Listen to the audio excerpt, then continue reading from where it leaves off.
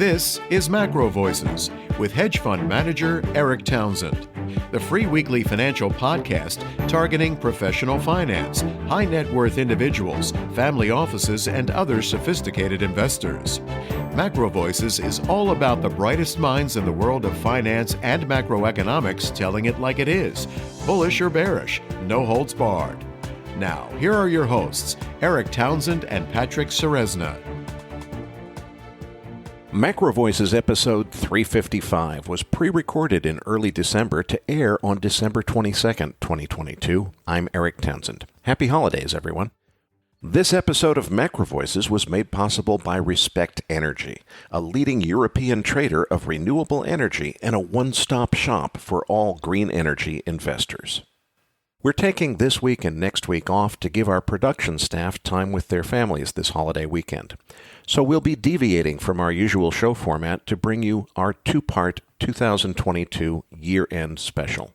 The theme of this special series is nuclear energy and how to invest in it. There will be no crude oil update or postgame segment this week or next. Then we'll return to our usual show format on January 5th. My guest for this week's feature interview will be nuclear engineer Mark Nelson, and the focus of this week's episode will be understanding all things nuclear energy. We'll start with a brief history of the industry and then talk about both real and perceived problems with nuclear power before moving on to discuss advanced nuclear technologies, including small modular nuclear reactors, molten salt-cooled reactors, and thorium-fueled nuclear reactors. And I'm Patrick Serezna. Eric, let's start with a roadmap. What are we trying to accomplish with this year's two-part year-end special, and what can listeners expect both this week and next? Let's start by explaining why we chose the topic of nuclear energy. I've been convinced for several decades now that we need to modernize nuclear power generation, use new technology to make it much safer than it used to be, and then invest in a nuclear renaissance, in which nuclear power becomes the principal baseload electrical power generation source to replace coal-burning power plants, which are the biggest contributors to carbon emissions. To be clear, I'm still a huge fan of renewable energy sources such as wind and solar, but they can only solve part of the problem, and nuclear energy is the only sensible answer to where the rest of the capacity we need is going to come from. But I'm also convinced that public sentiment is so strong and policymakers' failure to intelligently pursue ESG objectives is so blatant that nuclear power will never be given a fair shake until we're literally forced by circumstance to recognize that nuclear is the only viable solution to the coming energy crisis. I'm reminded of the famous Winston Churchill quote, "The Americans can always be counted on to do the right thing, after having first exhausted all other possibilities." And that's exactly what's going to happen with energy policy. Virtue-signaling politicians are going to continue to pretend that renewables can solve all of our problems, because that's what their constituents want to hear. Misplaced energy policy inspired by the climate lobby will eventually throw us headfirst into a global energy crisis, in which crude oil and natural gas prices will skyrocket. When that happens, we'll finally wake up and recognize that the nuclear power industry's safety problems can easily be solved with technology, and a nuclear energy renaissance will begin, led by government policy that makes nuclear energy top priority. But before any of that happens, we're almost certainly going to first experience a global recession that will probably take both oil prices and stock markets much lower. The depths of that recession will mark a generational opportunity to go long crude oil, uranium, and nuclear technology stocks. And that means that right now, just as that recession is starting, it's time for investors to come up to speed on all things nuclear and start making a wish list for what to buy when the coming recession hopefully brings us bargain prices. Okay, got it. So what exactly do we have planned for our listeners in this two-part special, starting with this episode? Listener feedback from prior years has been that our listeners love extra long-form interviews on holiday weeks because it creates a perfect opportunity to tell your mother-in-law, oh, sorry, I have to listen to this business thing for work, so I can't talk to you about your political views right now. So sorry. So we're really going to lay it on in this episode, which will run well over 2 hours, giving our listeners plenty of ammunition to avoid as many relatives as they care to this holiday weekend. First, I've prepared an opening monologue in which I'm going to zoom all the way out to the single most important lesson I ever learned, and then describe the big picture story of why cheap and abundant energy is so much more important to society than just its investment implications. I worked hard to edit it down, but it's still going to run close to 15 minutes. This will set the context for why right now is such an incredibly important time in the course of human history, and why energy policy will be so important to determining our future. Then we'll dive into this week's feature interview with nuclear engineer Mark Nelson. We're going to debunk the perceived problems with nuclear power, and then talk about where the real challenges lie. We'll then move on to introduce some of the new advancements in nuclear technology, such as molten salt and thorium. This week's episode is about understanding all things nuclear. Next week, we'll move on to investing in nuclear energy, when my guest will be Uranium Insider newsletter editor Justin Hune. Sounds like a great plan. I'm setting my stopwatch to count down from 15 minutes, Eric, so don't go overboard with the monologue. So let's start with the most important lesson you know about investing. The single most important lesson I've ever learned, not just about investing, but about understanding the world around us, is this. Societal complexity is a function of the amount of abundant and affordable energy available to the economy. Now, that's a somewhat nuanced but profoundly important statement, so I'm going to repeat it. Societal complexity is a function of the amount of abundant and affordable energy available to the economy. Please ask yourself, why is it that for about 200 years now, society advanced so much more quickly than it did for centuries before that? We live and work in high-rise buildings with heat, air conditioning, electric lighting, modern plumbing, and so forth. In developed nations, nobody builds their own home or grows their own food unless they have a personal passion for doing so. Instead, people are free to pursue higher education and then move on to careers that never even existed 200 years ago. If you look back in history, for many centuries before that, almost everyone worked on farms out of necessity to grow the food needed to feed themselves. University education was extremely rare, and few professions even existed other than the most essential ones, such as law and medicine. Most people lived in primitive homes they had no choice but to build by hand themselves. Firewood provided the sole source of heating and cooking energy. Plumbing hadn't been invented yet. Human slaves were the primary source of work needed to operate the farms and plantations.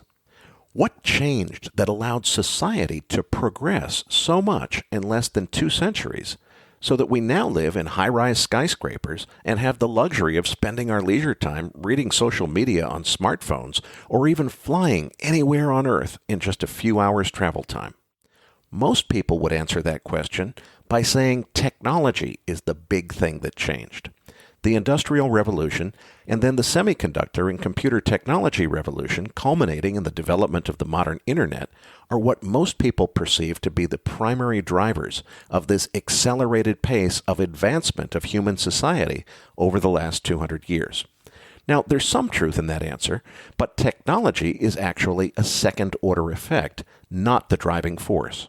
The true underlying reason that humanity has made so much more progress in the last 200 years than it did in the 500 years before that is a marked increase in the availability of cheap and abundant energy. With gasoline now costing more than $3.50 per gallon on average in the United States, it might not feel like energy is cheap right now. But when you consider that 1 gallon of gasoline produces the same amount of useful work as up to 482 hours of human labor, the right way to think about the cost of energy now versus 200 years ago is that a single gallon of gasoline costs $3.50, while the equivalent 482 hours of manual labor cost nearly $3,500 at the current U.S. minimum wage of $7.25 per hour. Energy is literally 1,000 times cheaper than it would be if we had to pay minimum wage workers to do the work now performed by gasoline-powered machinery. And that's precisely the reason that societal complexity has advanced so much in the last 200 years, because of the availability of cheap energy to replace human labor. That's what allowed us to eliminate human slavery. It's that important. The Industrial Revolution could not have happened until it was enabled by the invention of the steam engine, the newfound ability to convert the potential energy contained in coal into physical motion that could be harnessed to accomplish work and automate previously manual processes was the turning point in history, which everything else followed. To this day, the unit of measure for work performed by any kind of power generation technology is named after James Watt, who perfected the steam engine from earlier inventors' prototypes into a commercially viable product between 1763 and 1775. That's when the rapid pace advancement of human society over the last 2 centuries all started. The age of oil began in 1859 when the first oil well was drilled in Titusville, Pennsylvania. The discovery of rock oil was a much bigger deal than the steam engine. Petroleum and the abundant and relatively cheap products refined from it, such as gasoline, diesel fuel, and jet airplane fuel, literally changed everything. The sudden availability of abundant energy enabled the inventions of everything from the automobile to the airplane to the mechanized farming equipment that liberated most of society from having to work on farms in order to feed themselves. Advancements such as modern cities, public infrastructure, and high-rise buildings would never have been possible without modern heavy construction equipment, which is powered by diesel fuel refined from petroleum. Societal complexity is, quite literally, a function of the amount of abundant, affordable energy available to the economy. 163 years after it began in 1859, the age of oil is now slowly coming to an end. Fossil fuels won't go away as quickly as the climate lobby would like to pretend, but they absolutely do need to be phased out. Regardless of whether you personally believe that anthropogenic global warming poses an existential threat to humanity, an immutable fact is that public sentiment and government policy are now firmly aligned toward achieving carbon neutrality. And even if that public sentiment and policy stance reverses in the coming energy crisis, it won't change the immutable fact that fossil fuels are a finite resource that won't last forever. Even if we try and extend the age of oil, the cost of oil production will continue to increase as a percentage of global GDP, and that will retard the pace of societal advancement. The advances we've seen in the human experience have measurably slowed just during my own lifetime, and a big part of the reason for that is that gasoline no longer costs 30 cents a gallon like it did when I was a kid. Don't write that off as inflation. Gasoline in the United States cost about 31 cents per gallon in 1972.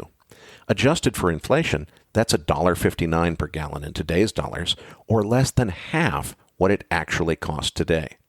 So we're literally paying twice as much for energy today versus when I was a kid, even after adjusting for actual inflation. And if $1.59 per gallon in today's dollars was still the going price for gasoline, a whole lot more progress would be made because the cost of energy, which ultimately determines the pace of societal advancement, would be less than half what it is today. I'm convinced that gasoline prices above $5 a gallon will become the norm as soon as demand recovers from the recession that's just now beginning. That implies that once we're out of recession, energy will cost at least 3 times what it cost when I was a kid, even after adjusting for inflation. That directly translates to societal advancement slowing to 1/3 of the pace it advanced during my childhood.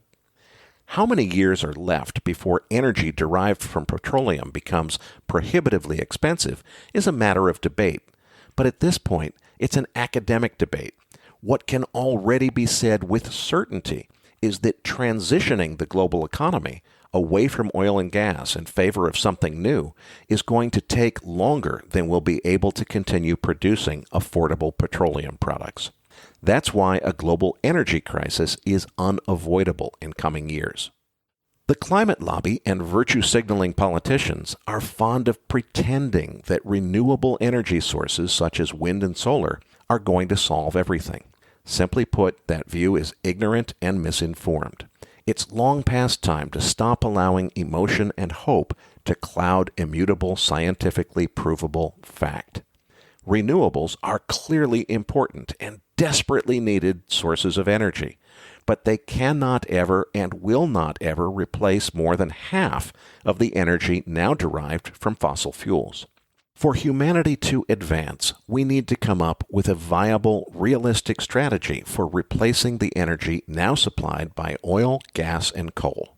And we're already way past late in getting to work on building out a new energy infrastructure to allow humanity to move beyond fossil fuel dependency. It's time to decide what the next big thing will be to follow oil, gas, and coal on the energy stage, and to begin the process of transition. Renewables only solve part of that problem.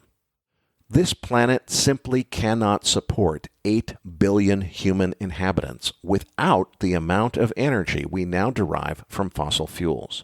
And our elected officials are rushing to phase out fossil fuels in order to appease the climate lobby before phasing in a viable replacement.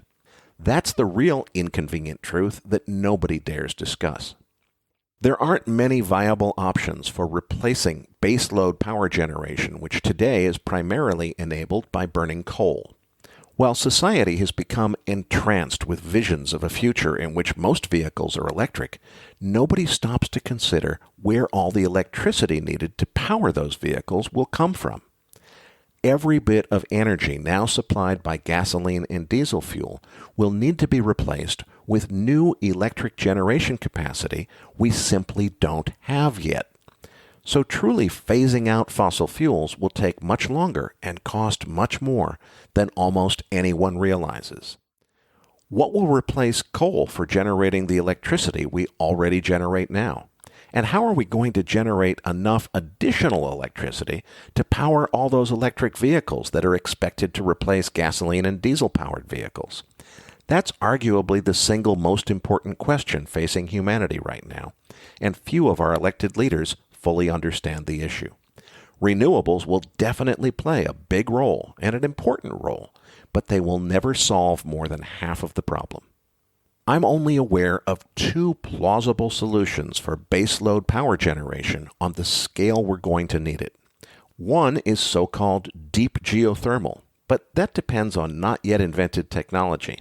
To make geothermal work on the scale needed to replace fossil fuels, we'd have to first figure out how to drill tunnels in 400 degrees Celsius granite, miles below the surface of the Earth.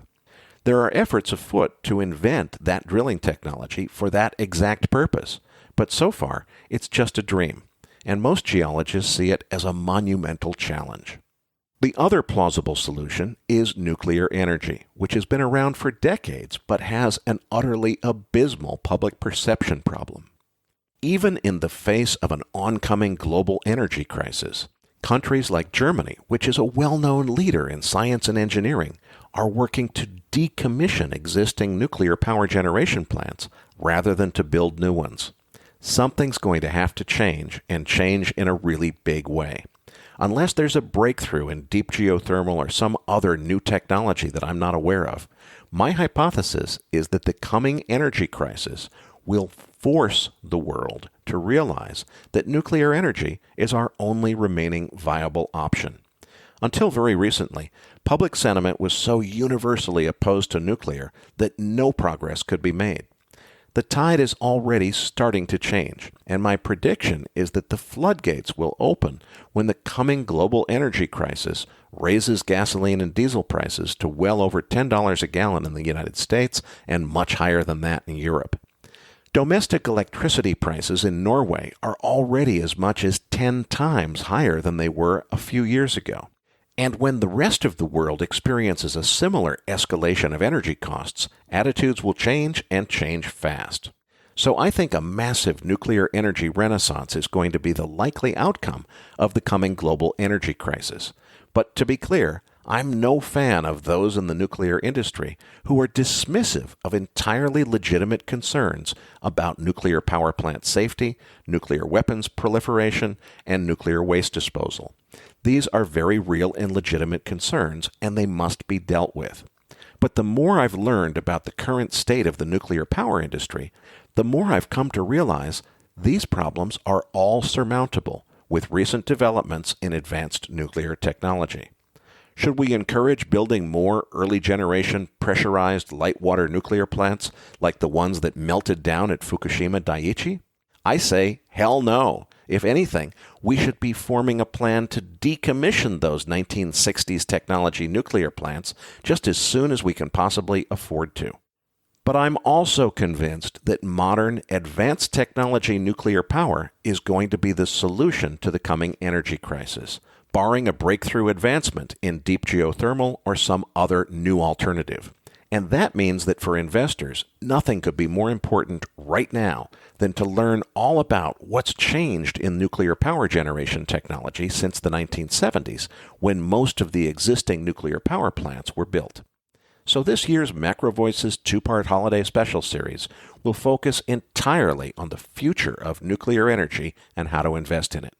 This week, my guest will be Mark Nelson, a nuclear engineer, consultant, and pro-nuclear activist and educator.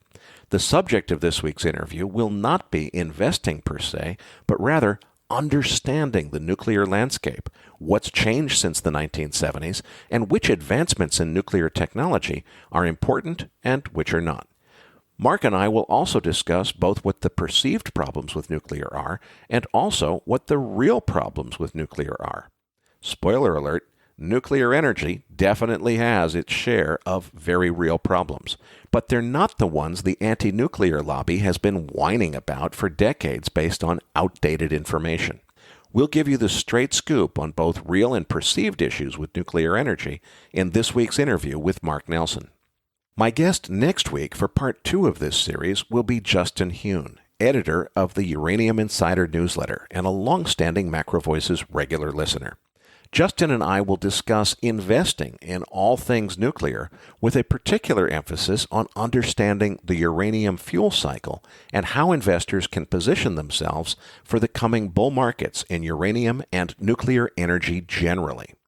We'll also discuss other investment opportunities, such as the company's pioneering nuclear technology advancements, including small modular nuclear reactors that are built and tested in factories and then shipped to their point of use. Okay, folks, after that one, I'm going to keep my response short and sweet and to the point. Eric's feature interview with nuclear engineer Mark Nelson is coming up right after this message from our sponsor.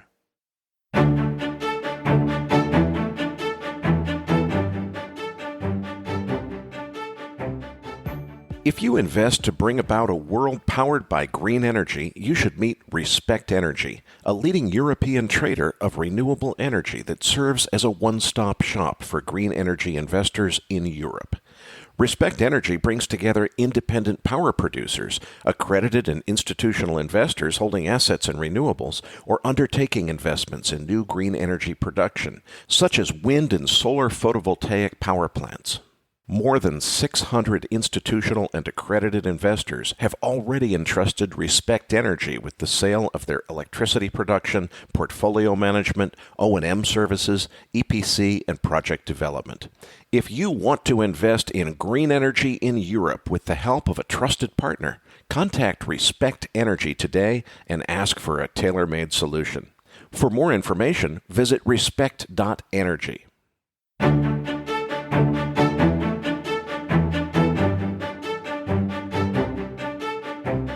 And now, with this week's special guest, here's hedge fund manager Eric Townsend.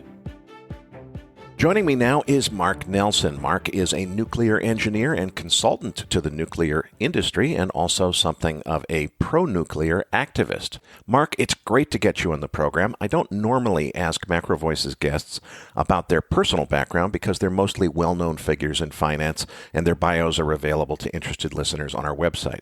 But your background is quite a bit different from our usual guest. So let's start by setting the Wayback Machine to 2011.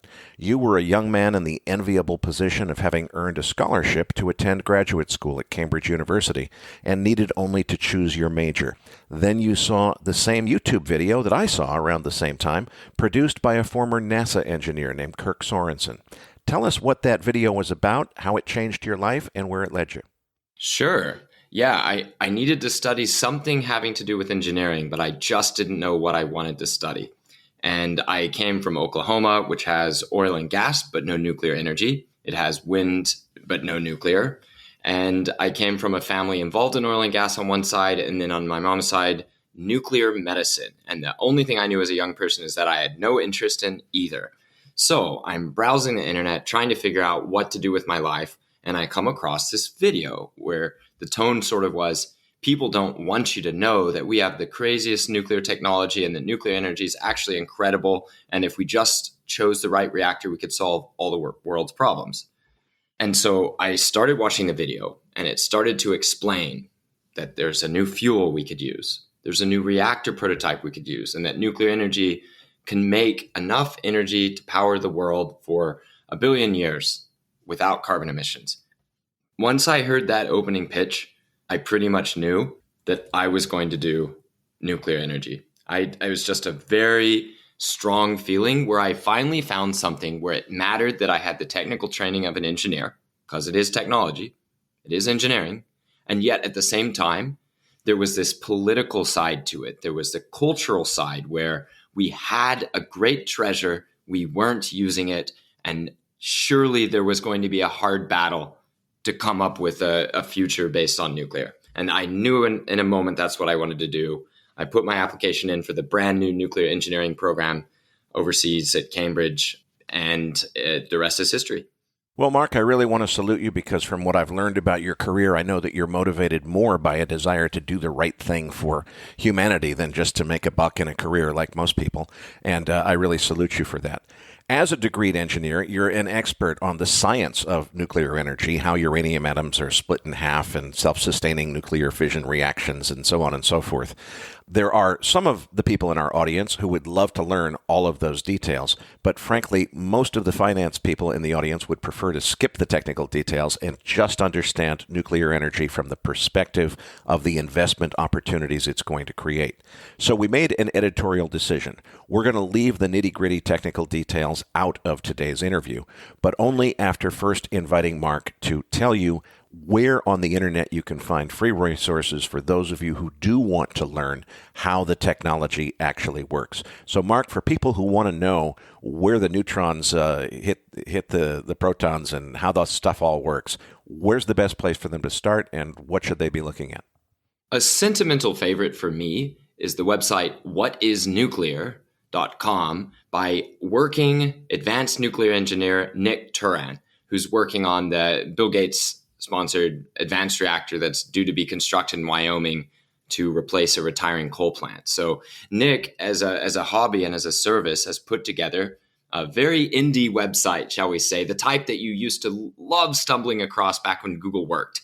And I recommend everyone check out What is Nuclear for an encyclopedic approach, a balanced, all-encompassing approach to the world of nuclear. You can hardly do better than the World Nuclear Association online library, where just looking at the number of topics they have available is itself an education in the nuclear industry, nuclear fuel cycle, and nuclear history. So gotta recommend that sort of big industry association approach and the Nick Turan indie approach. Both of those are fantastic. It's a little more hit and miss if you're just Googling on YouTube. But we'll put in a few links to some of the videos I've contributed to, some of the online large construction channels or some of the channels that focus on speeches on nuclear energy. And then I have to give a shout out to the man who got me into speaking publicly about nuclear, Chris Kiefer. Dr. Chris Kiefer is an emergency room doctor with way too much energy. And he started a podcast and a movement up in Canada to help himself discover the world of energy while doing something about it. So the Decouple Media Group is his baby. And that's where I first started recording podcasts. And at this point, I think I have 12 or 13 on a number of topics where if I think I I have a good piece of the story, I give it to him and he puts out an episode. So episodes on natural gas and coal and the levelized cost of energy paradox, where it looks like you can build nothing but solar and that's cheaper than building expensive nuclear. And we break down the disastrous construction fiasco at Vogtle in Georgia, the only new plant in the U.S. under construction. We take a look at Russian nuclear and how the Russians took over the majority of the global nuclear projects. And anyway, so that over at Decouple is probably where I have the most of the serious work that I've put out. And then you can always get a chuckle or a tear from my Twitter at Energy Bants, where I discuss issues of the day and occasionally go on long rants about electricity markets. I've been really enjoying the World Nuclear Library myself, and I can't recommend it highly enough. Listeners, as always, you'll find all of the external links to the materials that Mark just discussed in your Research Roundup email, which accompanies this episode. Mark, let's talk now about the history of the nuclear power industry. I remember as a kid growing up in the early 1970s, the message was that nuclear power, which they called atomic energy back in those days, was coming. It was going to change everything because it was going to provide society with the cleanest, greenest, safest, and cheapest electrical power generation ever seen by mankind. Pollution was going to become a thing of the past, and super cheap electricity would become the norm. We wouldn't need to import fossil fuels ever again from the Middle East, and atomic energy would make electricity so cheap and abundant that it would last forever. Well, guess what? It didn't quite go that way. To whatever extent nuclear power may actually be the cleanest and safest form of power generation, it most definitely does not enjoy a favorable reputation with the general public in those regards. And when it comes to the claim that atomic energy would be much cheaper than burning fossil fuels like coal to make electricity, well, that just plain didn't happen like they promised it would. So please give us the history of the nuclear power industry. What are the main events that investors need to understand in order to navigate this landscape of, how come those promises weren't fulfilled in the 1970s, and what are the new developments in the industry today that we need to understand? Great intro, and I certainly have had the too cheap to meter thrown in my face more times than I can count. And it's funny that you get that, because a lot of the arguments that renewables are taking over goes along the lines of, well, we're going to have so much daytime electricity that we'll need to throw it away. But no, you can't have it for free because we have to pay for the upkeep of the grid. So there's a combination too cheap to meter that plus you have to pay more for your electricity that ends up meaning power that is too worthless to meter. And yet when it turns off, power is too precious to afford. So not to try to say that other people have it worse, but nuclear did deliver on aspects of its promise in ways that are underappreciated. Here's one. Nuclear electricity in almost every place in the world is cheaper than burning fossil fuels, but it doesn't mean you get the reactor for free. It just means the fueling, upkeep, and long-term operation is the cheapest form of available energy. In Germany, for example, they optimize their newest reactors, the only ones they still have running. They optimize those reactors for very low staffing and extremely cheap, secure, ongoing operations. Sure enough, their nuclear power costs about 20 euros per megawatt hour going forward, whereas their fossil fuels are costing between 100 and 400 euros per megawatt hour just for the fuel alone. For the fuel alone, it's up to 10 to 20 times more expensive than their nuclear plants. So I'm going to push back, Eric, and say that if you look at the details, nuclear did deliver, but that doesn't mean we had permission, approval, or ability to build as many plants as we needed to be, for everybody to be as reliant on nuclear as some of the leading countries of the world. So in terms of what it would take to get back to that point, well, that's a long discussion, but in short, there has to be a program and an effort by a nation to decide to get that much nuclear, because in order to replace that much of your power with nuclear, somebody is going to lose out. Existing players are going to have to step aside, and that's where the battle gets quite fierce in policy circles.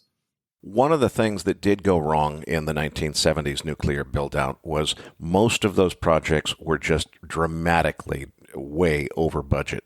And you don't have to look any further than the Vogtle project in Georgia that you already mentioned to see that not much has changed today. We've still got massive cost overruns in these projects.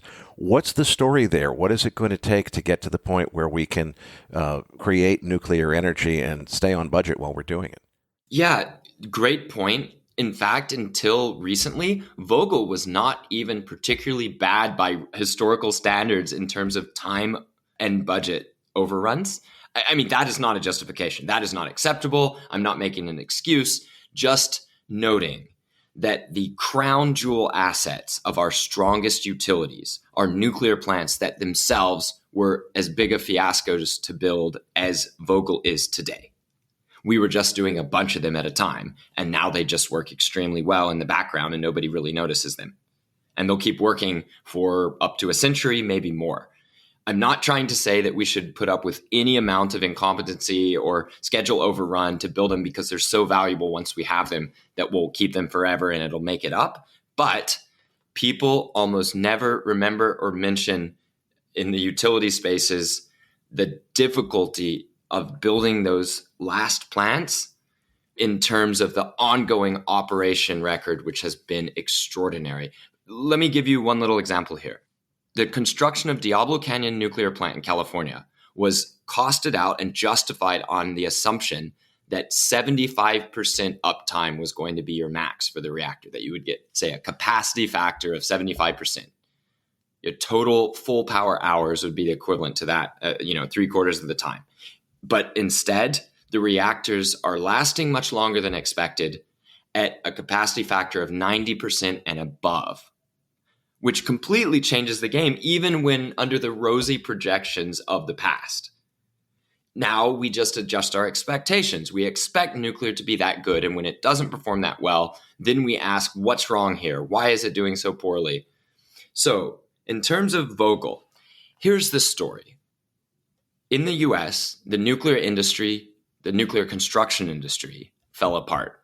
Contractors kept the same name, but everybody who worked there knew how to run a nuclear plant site, construction site, they left. A design for a nuclear plant was created. That design was an evolution of another design, but that other design, that first design, was never created. So you had Westinghouse come up with a reactor that it never built. It changed the design to make it even harder to build. And then, without having the design completely finished, they started construction. That is not a recipe for success anywhere in any industry. And in nuclear, it was particularly bad when these subcontractors who got the contracts for Westinghouse, they could not deliver. A lot of marketing terms were used. This was an advanced reactor. And it was advanced because it uses 80% less concrete and a similar percent less steel and moving parts compared to previous generations. But that doesn't matter if you're on your critical path in the construction site, you're stuck on one thing for a year. It doesn't matter whether there's 80% less concrete if it's easy to pour concrete and that wasn't your problem. The materials usage was not the thing that needed to be corrected from previous generations. It was worksite productivity. Labor productivity on the work site. And when you have thousands of workers waiting around because something isn't right and you don't know how to proceed, and if you proceed, you might have to rework. That's what starts to lead to the, I believe at this point, 6 years over time and something like 150% over budget, something along there. We can discuss and get the numbers exactly. So at Vogtle, you had people working on nuclear for the very first time and learning the hard way how to do it and how not to do it. Eventually, once Westinghouse's subcontractors all collapsed, well, they didn't collapse, did they? Westinghouse had to buy them because they were going to collapse. Then Westinghouse was left running a nuclear construction job, which it had never done. Westinghouse had always worked with a big construction firm, but it found itself out on its own. And eventually, Westinghouse ran out of financial leash. It took Toshiba, its owner, into bankruptcy. And then finally, to get the project done, they went to the last person you go to. They're the most expensive. You go to Bechtel, and even Bechtel has been having to relearn a lot of skills in order to finish those nuclear plants. There was a great deal of rework that's had to happen over the last few years where wires were not put in correctly, cables were not labeled and isolated correctly, which is one of the great principles of nuclear safety. Cables have to be separated so that a single fire or impact event can't cut a bunch of parallel safety systems because all the cables went through the same spot. All of this to say, we've very expensively and painfully rebooted nuclear construction in the US.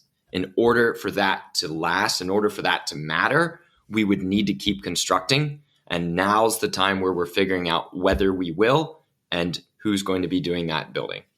Mark, I personally am convinced that nuclear has to be the way of the future. I think it is going to be the cleanest, safest, best way to generate electricity going forward.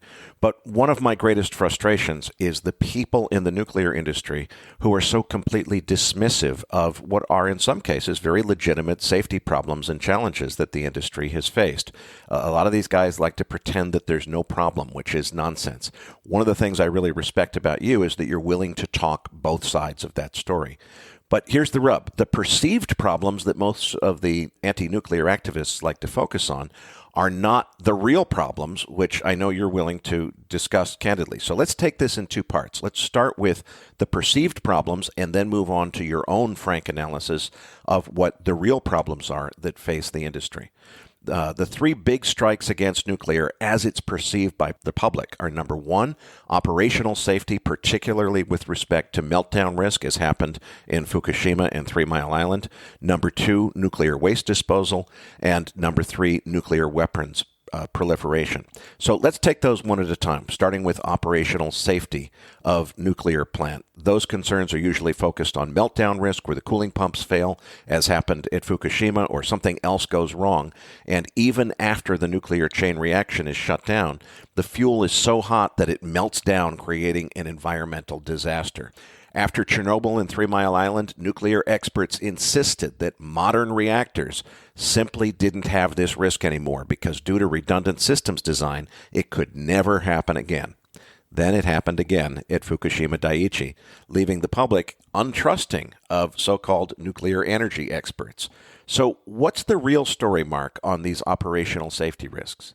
So one of the first things I have to tell people is that the way Chernobyl blew up is of a fundamentally different nature than the meltdowns at 3 Mile Island and even Fukushima Daiichi, and that those 3 Mile Island and Fukushima Daiichi events were slowly unfolding, relatively non-energetic, so that even though hydrogen gas built up in Japan and blew the roofs off of the reactor containment buildings, nobody was hurt by shock or by impact or by blast waves or by radiation burns or exposure itself. So let's tackle Chernobyl first, the most violent and famous nuclear disaster in world history. Rather than talk about the very well covered and discussed accident, I want to talk about one of the lesser known things that changes the nature of what we think we know about Chernobyl. Chernobyl nuclear plant kept operating for 14 years. For the first 3 years after the accident, electricity output increased year after year after year to a new plant record in, I believe it was 1998 or 1991. So all of the cleanup efforts, all of the refurbishing efforts to make sure that the other 3 reactors on the site didn't blow up as Unit 4, the baby of the site, had. All of those efforts did not even interfere with higher electricity production at an operating workaday plant.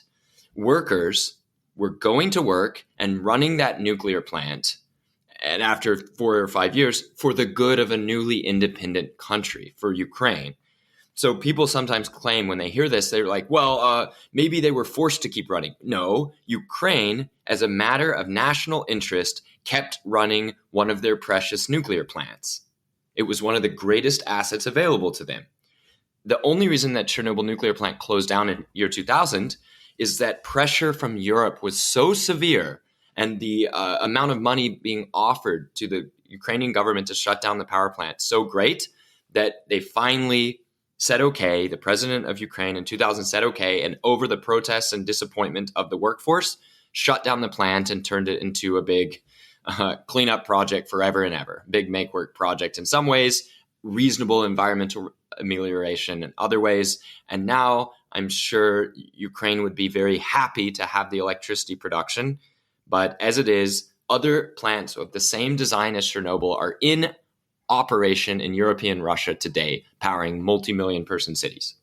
So none of that was to excuse what happened at Chernobyl, nor was it to say that we should build that reactor design again, nor was it to say that our reactors are of that design. Just that even the world's worst nuclear disaster could not even shut down the industrial facility that was supposedly a dead zone forever and ever afterwards. So there's Chernobyl. About 3 Mile Island. 3 Mile Island was a meltdown that occurred to reactors that were as old as the ones that ended up melting down at Fukushima Daiichi. That's actually quite important. The reactors that suffered the meltdowns at Fukushima Daiichi were hit with an initiating event, an earthquake and tsunami that ended up killing 16,000 plus people. That was much greater than the initiating event at 3 Mile Island, which was nothing other than a faulty understanding of an existing valve that had gotten stuck. So there was no real initiating event of any sort at 3 Mile Island, just a faulty understanding, poorly trained crews, an incorrect response, and then melting one of the two reactors on site and the other reactor continuing in operation until being shut down by low gas prices in 2019.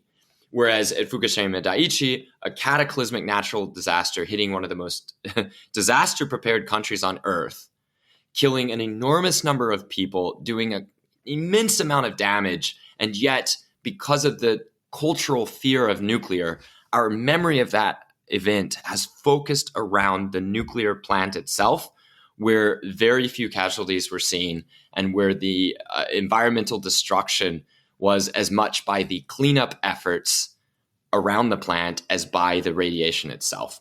And it's not proper to second guess those cleanup efforts. They were clearly important to people. They were important symbolically. They were important to administrators who ordered them. The gathering up of a foot of topsoil from a vast area and putting it into plastic bags and giant open air dumps, I think it must have made them feel better, or hopefully it did because they did it.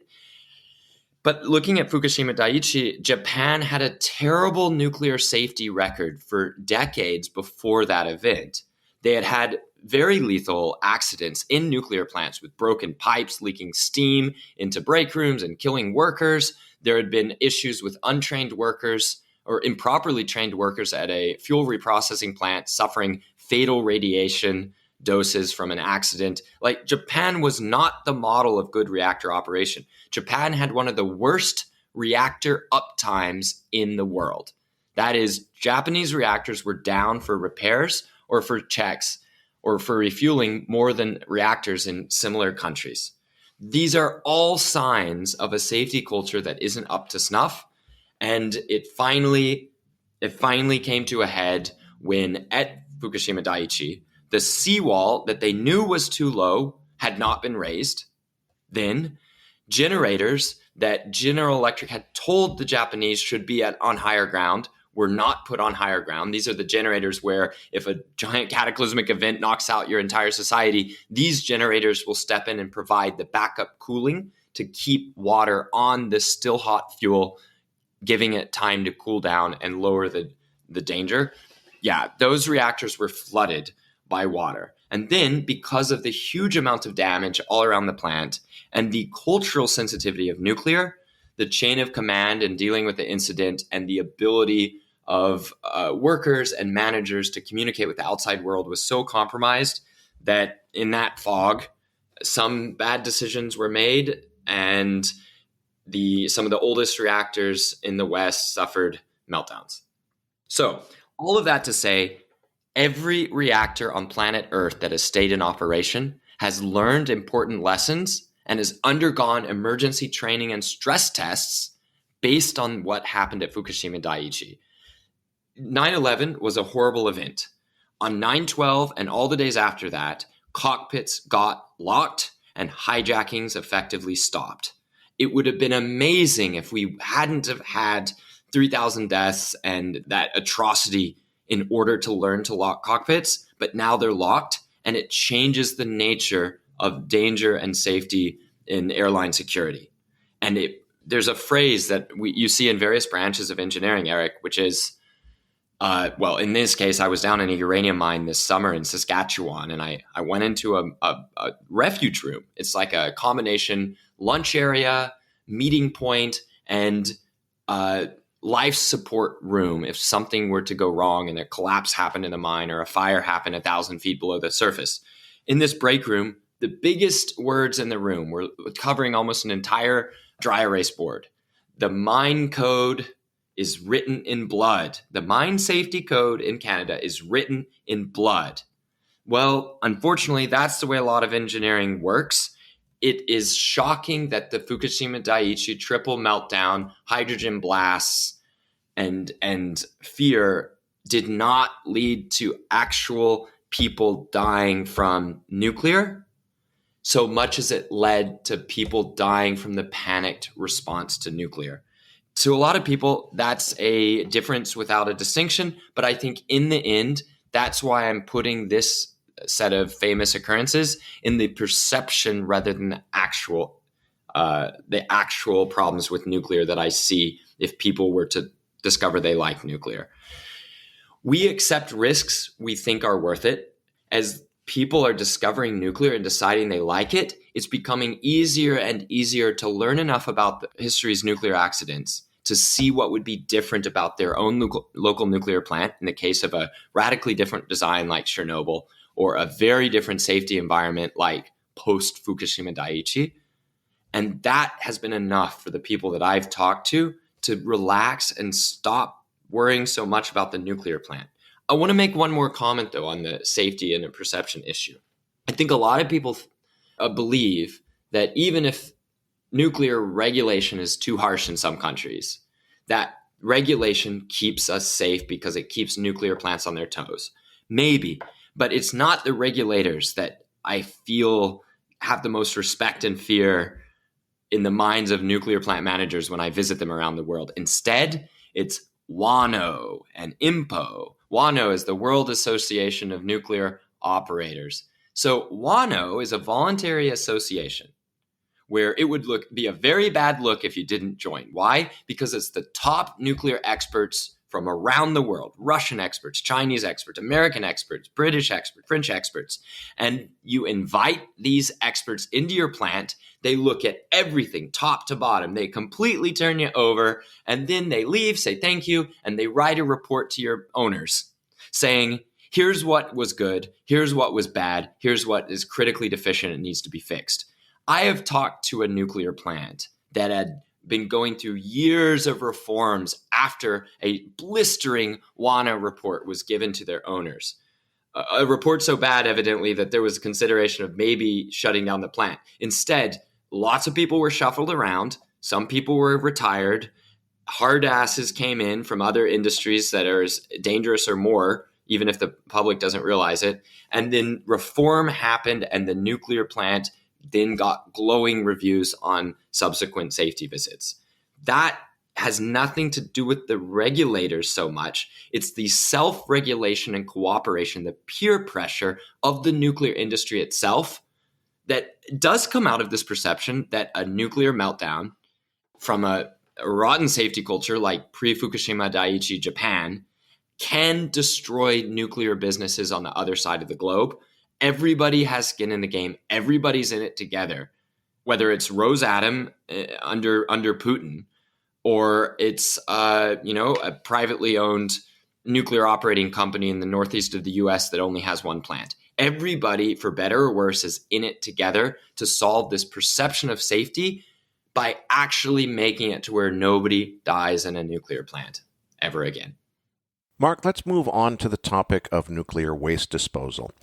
Many of us have images in our minds of the so-called Superfund cleanup sites where 55-gallon drums of incredibly toxic chemicals were discovered buried underground in these landfills.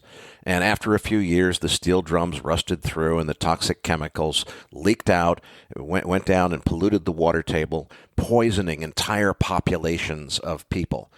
We're told then you start with that image in your head of a thin, steel-walled 55-gallon drum, buried in a landfill. And then we're told that this nuclear waste stuff can stay radioactive literally for millions of years. And that leads a lot of people to just question, well, how long before the 55-gallon drum that's buried in rusts through and it leaks out and something goes wrong? More recently, fears have arisen that spent nuclear fuel could be stolen from nuclear waste storage facilities and used by terrorists to make dirty bombs that could render a small city completely uninhabitable due to radioactive nuclear waste being splattered all over the countryside. So what's the story on waste disposal? So first I have to talk about those 55-gallon drums. Highly radioactive nuclear waste does not sit in those. Highly radioactive nuclear waste sits in containers so thick, so strong, so sturdy that specialized, ultra-strong machines are required to move them. And I have personally gone and hugged, put my arms around and put my body next to these giant nuclear waste containers while holding a high-end dosimeter on my core over my heart, and have gotten no dose. Like not even a registerable amount of radiation. So the 55-gallon drums are a favorite of stock photos and of immoral publishers at newspapers because they're bright yellow and they can scare. But in reality, those don't exist, or where they do, they are used to contain radioactive waste so harmless that it is an actual moral and engineering question whether they should be counted officially as radioactive waste at all. Certainly, they're often less radioactive than chemical waste that are not considered radioactive in other industries like coal tailings or other mine tailings. So the drums we've dispensed with. In terms of this being in the perception category rather than the real category, I think itself is quite perceptive of you, Eric, because the nuclear waste itself, when handled properly, which it has been almost continuously in the history of civilian nuclear energy, has not caused any deaths or injuries ever. With one of the only possible edge cases being the safety culture issue at the nuclear fuel reprocessing plant in Japan, where a poorly trained worker undergoing a bad process hurt himself and died from radiation exposure. So unprocessed nuclear waste has not harmed anyone, nor has there really been allegations of such, real or not. That's because there's almost no access to this waste by civilians, and so people who are against it often don't even know what it looks like or how to describe it or how to even start explaining to people their physical fears. It's a phantom fear for this reason, that if you ask somebody who doesn't like nuclear waste to describe for you what nuclear waste looks like and what form it takes, 99 times out of 100, they will struggle severely, need to consult sources, and suddenly be confronted for the first time ever that nuclear waste is not in a 55-gallon yellow barrel with a nuclear symbol on it. Let's talk about two approaches to waste handling that I've seen in my time so far. One, each nuclear plant in the US has some area on site with large concrete drums that are about, I'd say they're about 12 to 16 feet tall. And inside of each of these is a thick steel canister. And inside of that are several spent fuel bundles that have spent, I'd say, 4 to 5 years in a reactor, followed by 4 to 7 years in a spent fuel pool, just getting cooler and cooler and cooler, slightly heating up that water inside the nuclear plant in the pool, but just very easy to cool. You could get a bucket and keep water covering those in the event of an emergency loss of power. So it's a very low energy crisis if you lose all power and have to refill the spent fuel pool. Now, that was one of the greatest fears in the aftermath of the 3/11 events over at Fukushima Daiichi. There was panic around the world that the spent fuel pools that needed to be replenished would boil off and the nuclear waste would spontaneously heat up and catch fire, and it would pollute everything down to Tokyo and would cause millions of deaths from mass evacuation. That was bullshit. It was always bullshit. And this gets us to the 1 million years of radiation. Eric, if something is radioactive for 1 million years, it's not very radioactive. Something you have to be scared of are things with a half-life of minutes, days, hours, weeks, or even a few years. That can be very dangerous. That means you have something breaking down extremely quickly and therefore putting out radiation. If somebody claims to be scared of million-year radiation, it means you're dealing with somebody who does not have a concept of what radiation means, of what radioactive decay means. And they are likely to be walking around granite buildings with radiation as high as about, the last 600,000 or 700,000 years of that radioactive decay that they claim to be afraid of. And that they're encountering that by walking around, say, high altitude environments, taking a flight, walking next to granite buildings. And yet they claim that that same level of radiation that they would experience walking next to granite would be their fear for hundreds of thousands of years, and that it needs special warning. That demonstrates you're talking to somebody who you do not share a physical understanding with yet. And either you need to gain a spiritual understanding that makes them feel better, or you need to slowly explain the physics. Either way, you're not dealing with somebody who's scared of nuclear waste, the reality, but instead nuclear waste, the perception. So what are we going to do about it? For me, there's one important way forward. Call it the Dutch solution, or going Dutch with waste, perhaps, if we're gonna say it with a smile. So Netherlands has one reactor. It's not too big. It would be called an SMR, a small modular reactor, if it were made today. But it is a German-designed reactor, a Siemens, and I visited it. I've gone inside containment during operation. It's a little gym. It's absolutely fantastic, and they run a great facility, the Dutch. They even have really cool work clothes. They're bright orange, and they fit quite well, as opposed to many of the shift clothes that they have in American plants that are baggy and just a terrible look. So the Dutch look good while making nuclear energy out of a beautiful reactor. What do they do with the waste? After a few years in the reactor and a few years in the spent fuel pool, they send the waste packaged up in an impenetrably strong container over to France, where in a large facility, France recycles the waste. What does that mean? They open the travel container, they pull out the waste, they chop it up to get the fuel inside the fuel rods out. They dissolve it in acid. They then use a chemical process to separate out the uranium and the plutonium and the fission products. What are fission products? Those are the smaller particles much smaller than uranium and plutonium that come from breaking apart uranium as the reactor operates. So these fission particles tend to be much more radioactive than the uranium and plutonium that they're separated from. These highly radioactive fission products are then put in a glass block, in a glass cylinder.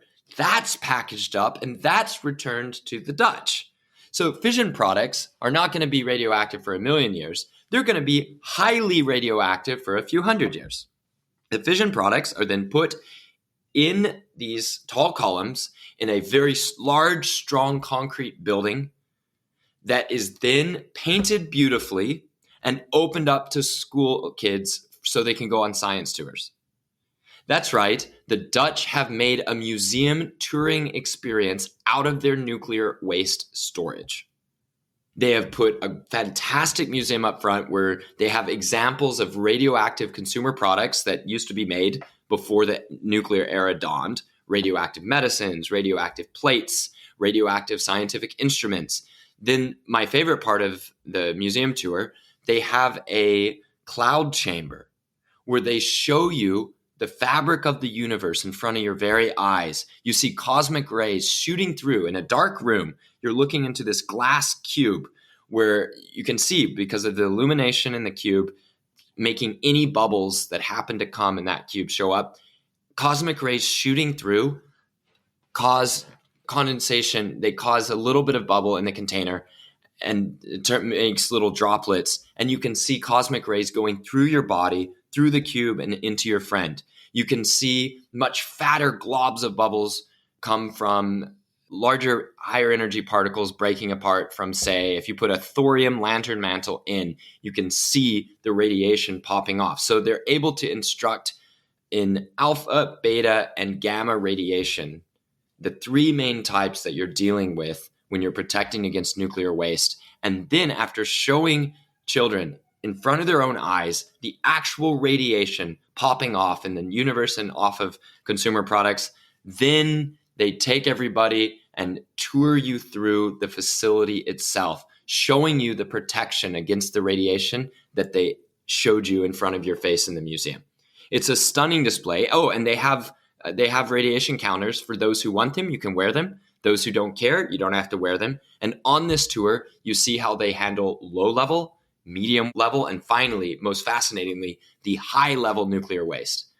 In this high level nuclear waste facility, there's a 3-foot thick door that slowly rolls open. Then you climb over some steps and you can see down this long hall all of these circles in the ground. These circles in the ground are the lids above the columns of nuclear waste. If you put your hand on the red painted floor around them, you feel heat rising up from the floor, just from the hot air circling through naturally into the building and out the stacks above that cool this nuclear waste. So the Dutch technique does not stop there. The Dutch approach doesn't stop there. The Dutch approach is a social ongoing process where every 20 years or so, they're going to hold key meetings to see what the public thinks and what scientific experts think about the next step. What's the next step? Oh, well, maybe they'll bury it in the ground if people want to. It'd be expensive. Maybe they will, maybe they won't. Depends on what people want. But they show every day the active protection of health and safety within an entertaining, fascinating, pro-nuclear energy tour. Reminds me of a Saturday Night Live skit. Daddy, what's that big building? Well, that's the nuclear waste facility. And Mommy says, no, actually, that's a theme park for kids. Wait, it's both a nuclear waste facility and a theme park for kids. It's fascinating that they've taken that approach towards education. Mark, there's a distinction that I just learned this morning from a Twitter thread that you sent me, which I think is, for me at least, was really the breakthrough in understanding this. Let's talk about the high-level nuclear waste that comes directly out of the reactor or out of the cooling pool in the reactor building. That's known as high-level waste, and it is very dangerous to human beings when it comes out of the pool. That's a fact. We don't want to deny that fact. Another fact is that stuff stays radioactive for millions of years, and that's what freaks everybody out. The thing they don't tell you at the anti-nuclear rally is, what about after 50, the first 50 of those millions of years have gone by? How dangerous is it to humans at that point? And for the remaining 999 million years, minus 50, whatever the total half-life is. After 50, you would have to work quite hard and get access to unshielded waste to get injured, which, if depending on how you want to think about it, if you are inclined to fight nuclear energy for any reason and you are looking for an excuse, that would be your way of saying, well, that proves we shouldn't do it. If you are actually curious about nuclear waste, it's relative danger, and you can accept that we've protected people against this 10, 20, 50-year nuclear waste now in the first 70 years of the nuclear era, and that there's no indication it's getting any worse, and that the quantity of energy we get from each bit of nuclear waste is extreme. Each individual person's share of that high-level waste that's still dangerous if unshielded at 50 years is so small to take care of all of their energy needs that you almost have to be working on ignorance or bad faith to say that a tiny amount of fuel that, if shielded even a bit at 50 years, protects people, that's unacceptable. For everyone else who's able to see a danger or understand a danger and then accept it, I think that learning the actual level of danger at 50 years and seeing that we've successfully, even easily protected people from that without having to build any giant underground repositories yet, that should be a big confidence builder for people in nuclear for the future. The point I just want to make sure is clear to our listeners is after the first 50 years of those millions and millions of years that you hear about, 99% of the radioactive decay is over and done with. There's only 1% left at that point. So although it is true that it stays radioactive for millions of years, the amount of time that it needs to be stored to get it down to the level where it's no more dangerous than any other kind of waste from a chemical process is not millions of years. It's more like 50 years. Except, can I put in a good word for the waste? The radioactivity itself acts as a characterizing warning sign. It tells you what's in there with either cheap, easily available handheld measuring devices. Chemical wastes are often much more difficult to detect or understand as a danger. Nuclear waste has a self-advertising property to it where you can't have the radiation happening without being able to detect the radiation, if that makes sense. It tells on itself, as the kids might say. That's a very special attribute of this small amount of high-level waste that's actually there. The high-level waste is 1% or so of the total nuclear waste, while being above 90% of the total radioactivity. That means the amount that's dangerous is small enough to easily handle with reasonable budgets obtained from very light taxation of nuclear plants as they operate. Let's move on to nuclear weapons proliferation risk. The nuclear industry is fond of pointing out that the low-enriched uranium fuel used in power generation could never be used to make an atomic bomb, which is true. But I think it really misses the point. The argument that's been made by critics is that once a country has the centrifuges that are needed to make low-enriched nuclear power plant fuel, it's not too hard to spin those same centrifuges a little bit longer to make, or a lot longer actually, in order to make weapons-grade uranium. And still another argument is that a byproduct of the nuclear power generation chain reaction is that it creates plutonium-239, which could be concentrated into pure form in order to make weapons-grade plutonium for an atomic bomb. So what's the story on proliferation risks? Nuclear waste is not a good source of proliferation risk. For one, countries are in two categories, those with nuclear weapons and those without. Within the nuclear weapons category of these 9, there are those who are the original havers of nuclear weapons, which means they're in a special kids club. They get to eat at the adults' table. They do not have to undergo inspections of their facilities for proliferation reasons. Instead, they are the ones that help undertake the inspections of everybody else's facilities, those who don't have weapons. Now, of the countries that have that centrifuge technology, almost all of them are ones with nuclear weapons. One of the only cases where this isn't true is Iran, which is why we hear about Iran on the news and have for a decade now. They have centrifuges. They say it's their right to have them under international anti-proliferation law, which is technically true. But then they do not want so many inspections, and they want the ability to have the material such that that extra spinning time you talked about, that extra centrifuge time, is as short as possible to make material that could plausibly then be used in nuclear weapons. So Iran is at the center of this argument, but there's such a limit on countries having an excuse for these enrichment devices and access to them that's what makes Iran a special case.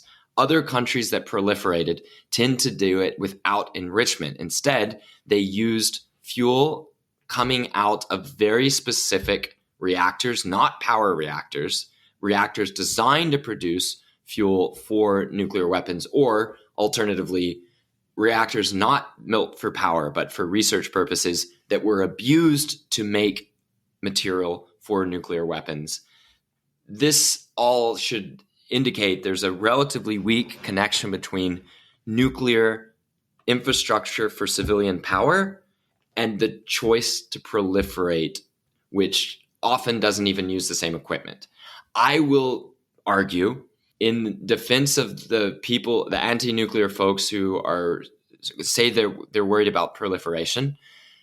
Administrators, scientists, and engineers sophisticated enough to run a nuclear energy program are likely to be sophisticated enough to, if the desire is great enough, work towards a nuclear weapons program. Here's another way to put it. Almost every single country that has nuclear energy worked on a nuclear proliferation program at the same time that they built their plants. So countries like Sweden or Spain or Finland, all of these countries got nuclear reactors during a period when they were also working on nuclear bomb projects.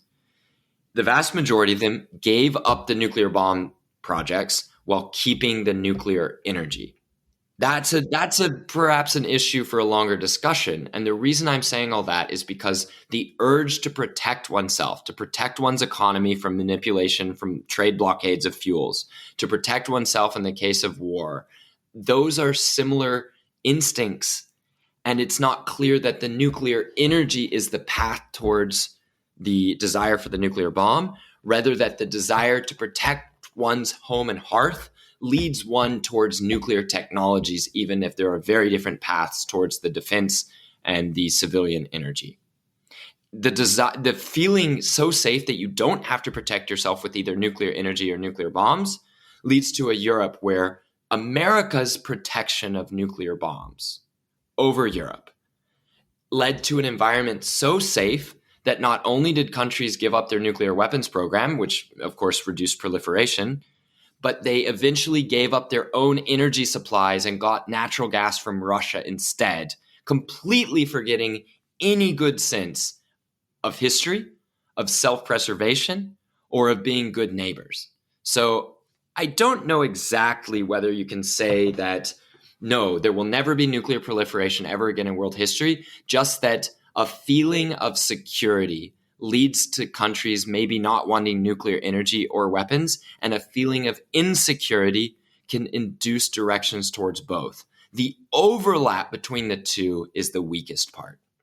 We've covered the perceived risks of nuclear technology, Mark. Let's move on now to the actual real risks that you perceive to exist, even though the anti-nuclear lobby is not talking about them. It is a fundamental fact that nuclear energy takes a lot of talented people cooperating over long periods.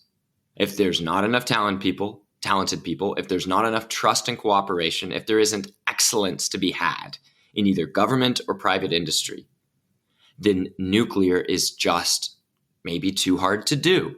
And countries are not going to be able to do it.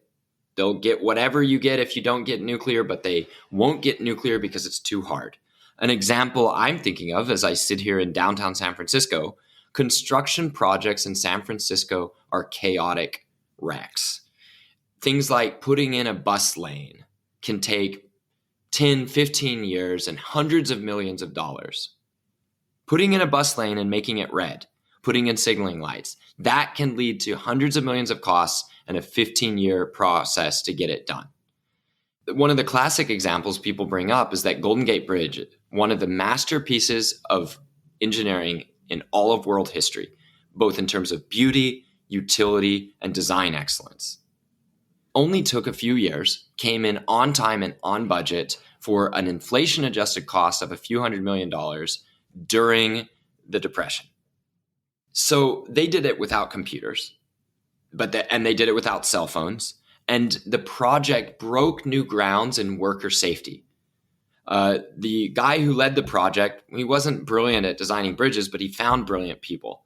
But he was brilliant in pushing for worker safety and building a net that caught workers as they fell. There were almost no casualties on that bridge, extremely unusual for construction projects at that time in America, and even would be unusual even in some countries for large construction projects today. So, how did we go from being able to build that bridge so quickly and so well to construction projects of any type taking an extremely long time and having risks of not being ever completed? That is something nuclear will have to deal with no matter whether you have SMRs or you have small reactors or large reactors. If you claim your reactor is going to be built in a factory and shipped to site, every different design is going to have its own challenges and will require talent, excellence, some amount of patience, and courage to get going after our existing construction projects have been so far behind. Nuclear involves people. It involves trust. Nuclear is as big as society. If you cannot ask anything of society and you cannot count on society, it may become difficult to count on nuclear. Mark, are there any other real problems that we need to understand relative to nuclear? Yes. There are some countries building renewables so quickly that the business model of building nuclear on the grid may be itself disrupted without actually leading to a good outcome for the grid if the nuclear isn't there. So, for example, there's a claim now that there is no such thing as baseload energy needs because we have power plants that deliver energy from the wind or from the sun, and they deliver whenever they want. And because they've already been built or they're so cheap, we're going to keep building them. Any power plants that get built to deal with the gaps in the solar and wind must have a self-sustaining business model that works around the solar and wind.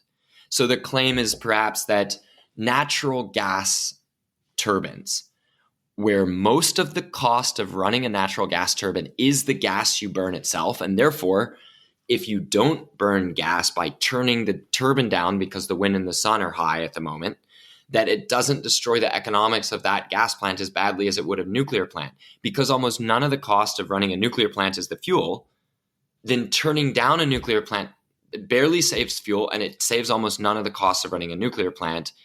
So it's hard to imagine that a nuclear plant can be requested to turn off repeatedly for other energy sources and still stay in business. However, if the nuclear power is so valuable in the times that wind and solar are not producing, sometimes across entire continents or hemispheres at a time, then the nuclear plant may have a business justification so long as a new technology that provides enough of the advantages of nuclear does not arise. So one of the technologies that people have spotted coming is from a company called Net Power. They have a revolutionary type of natural gas turbine that operates in a different fashion from existing turbines. It takes in natural gas into the turbine into an environment of concentrated CO2. It burns the methane, the natural gas, within that CO2 environment and just creates a bit more CO2. The turbine spins, efficiently makes power, and then you just bleed off extra CO2 into a pipeline at high purity, and that's your waste product. So a natural gas turbine like this actually working well and providing you have a way to use that CO2 or take it away or deposit it in the earth with high assurance, that could give countries who simply do not want to entertain the thought of nuclear or have gone so far down the business path of intermittent wind and solar that they cannot justify nuclear for the time being, it may give a path around nuclear for those places that are able to make those turbines work and are able to dispose of the CO2. And crucially, we must mention in the middle of a global natural gas crunch, can get the natural gas needed for the hours of the year, for the chunks of the year where wind and solar isn't sufficient for needs. And then there's one more way I see nuclear going very badly. If we have so thoroughly damaged our energy supplies, which had been steadily growing and growing and growing and growing for 100, 150 years, if we've damaged our energy supplies in such a way that we damage our wealth and the societal complexity that you mentioned so eloquently in your opening, Eric, then we may not be rich enough for the upfront costs of doing nuclear. And like a parent sitting on an airplane that is not able to get their own gas mask on before helping a child, if the rich countries don't have the capital to help themselves, they may not ever have the capital to help poorer countries develop. Rich countries got rich on coal, oil, nuclear, and hydro. If we have denied all those things to poor countries and do not put our own gas mask on, our own oxygen mask on soon enough, we do not secure our own source of abundant wealth by building energy like nuclear, it may be that nuclear has less of a future because we and complex society has less of a future. Some issues I'm simply not concerned about is the quantity of uranium or plutonium or thorium. Those materials are present in our Earth in such a quantity, and we need so little of it to run a large nuclear plant, that the exploration and finding of new uranium will be sufficient to run nuclear plants for an extremely long time, even if that nuclear fleet expands to cover much of the world's needs. Mark, something that occurred to me as you were speaking that I think is really important to understand. First of all, my thesis of how this is going to go down is I don't think we ever get to nuclear energy until we get to the point where there simply is no other viable alternative. And that's not because it's not a good choice. It's because, unfortunately, there's so much fear and emotion in the system that I just don't think that public policy or public sentiment is going to be willing to accept nuclear until we get into the energy crisis that I think is coming as soon as the recession that's about to start is over. And as you point out, there's a risk that we get into this situation where the recession is so bad that it's difficult to make that investment in nuclear. But I want to also put this in perspective in terms of time. I think that we're going to get to the realization that, oh my gosh, we've got a real energy crisis. We're going to have to really invest quickly in trying to increase our oil and gas production capability, but it's still not going to be enough. We're going to need nuclear, and we're going to need it right now. And the problem is you can't have nuclear right now. You can make a decision to make a strategic investment in nuclear power as the future, and then it takes about 20 years to build it out before it's really a solution. Is there anything that we can do in order to have nuclear be more helpful sooner? Because frankly, once we get to the energy crisis that I think is coming, we're going to need a solution that's within, a year or two, not within a decade or two. Well, I think of a poem from the 1800s where there's a line, "For all sad words of tongue or pen, the saddest are these, it might have been." It is maddening to watch videos of Liberal Democratic Party leader Nicholas Clegg from the UK, who entered government with the Tories back, 12 years ago in 2010, I believe, who claims, and you can see these on videos, that you shouldn't build nuclear because it won't be available until perhaps 2022. Well, the UK has a horrible energy crisis now here in 2022. It was more or less okay on energy for the first half of 2021, and they had more than enough energy in 2020. So in 2 years, that comment has gone from looking decent to being a farce and a dangerous one at that. So I think it is interesting that nuclear does take time.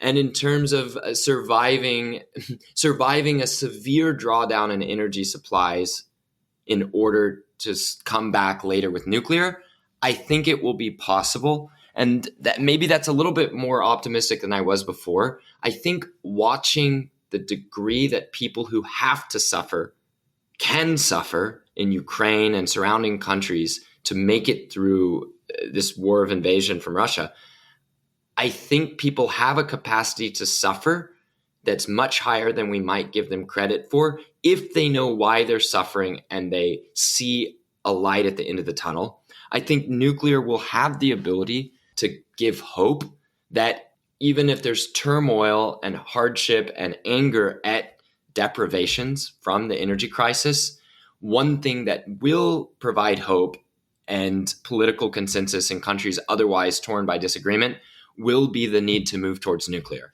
Will that lead to projects in every country? No. But in the countries that do get nuclear progress, prosperity will be restored faster than those that don't. And the rewards of getting a nuclear plant project off the ground will increase. And it will increase the relative disparity between countries that do make the decision to move towards nuclear and those that don't.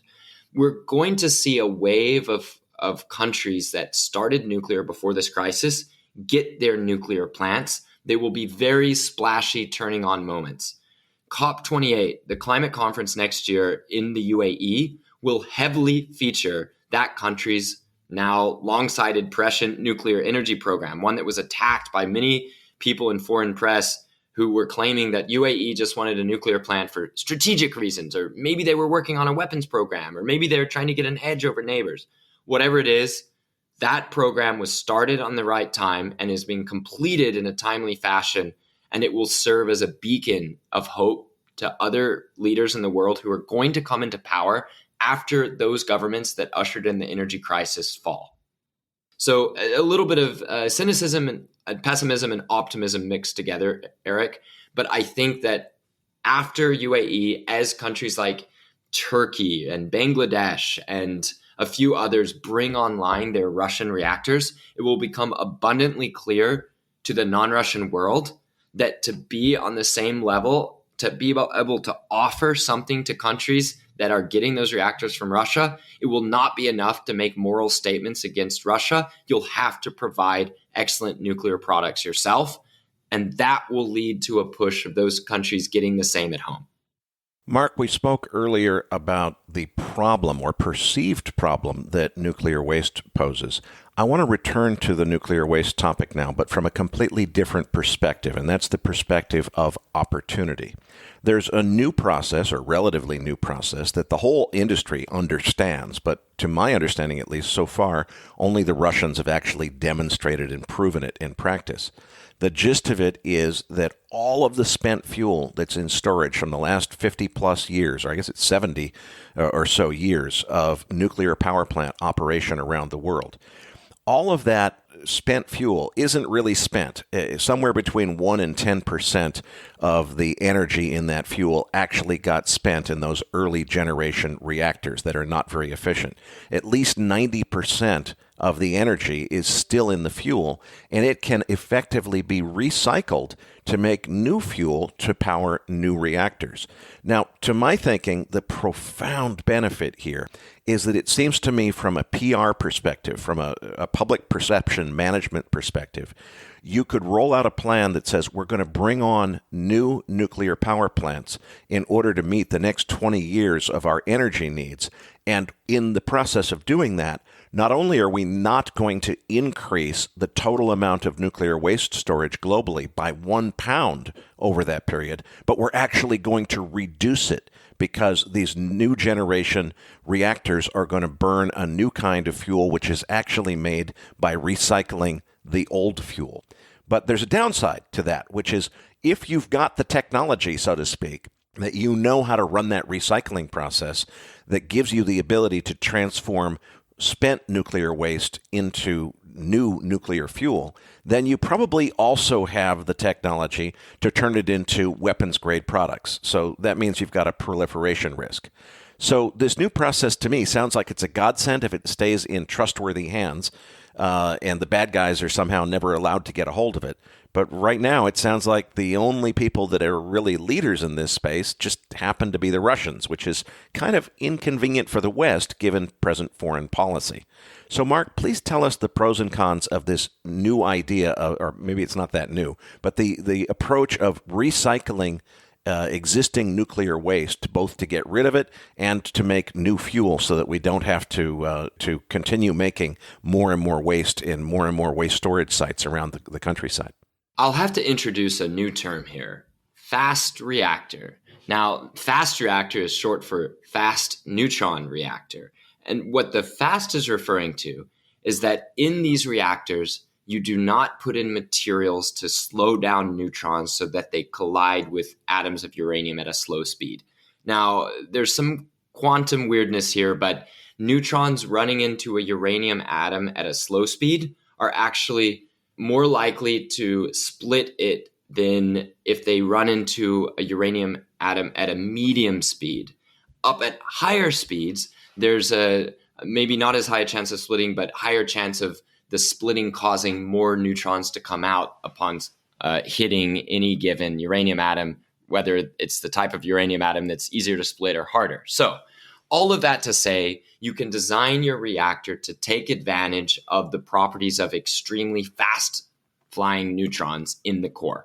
These fast neutrons can do things like hit uranium, bump it up to plutonium, and then split that plutonium. Or you can hit thorium with a uranium, bump that thorium up to, very briefly, protactinium, and then that protactinium naturally breaks down quite rapidly into uranium-233, and the next neutron that runs into that uranium-233 is pretty likely to split it into smaller bits and tons of energy. So these fast breeder reactors, so-called because they breed more fuel, usable fuel, than what you put into them originally, are what Russia has developed out at one of their sites in Beloyarsk. Now, tons of countries were working on fast breeder reactors. Just off the top of my head, here are countries that had operating fast breeder reactors: USA, United Kingdom, France. I believe Germany may have had something at some point. Japan definitely did. India is building one of these facilities. China is building one of these facilities with Russian help. So it's something we've known it has existed since the dawn of the nuclear era. One of the reactors that first, actually the reactor that first ever powered a light bulb string was one of these fast reactors, and if fueled properly could have bred more fuel in a sustainable way than it burned.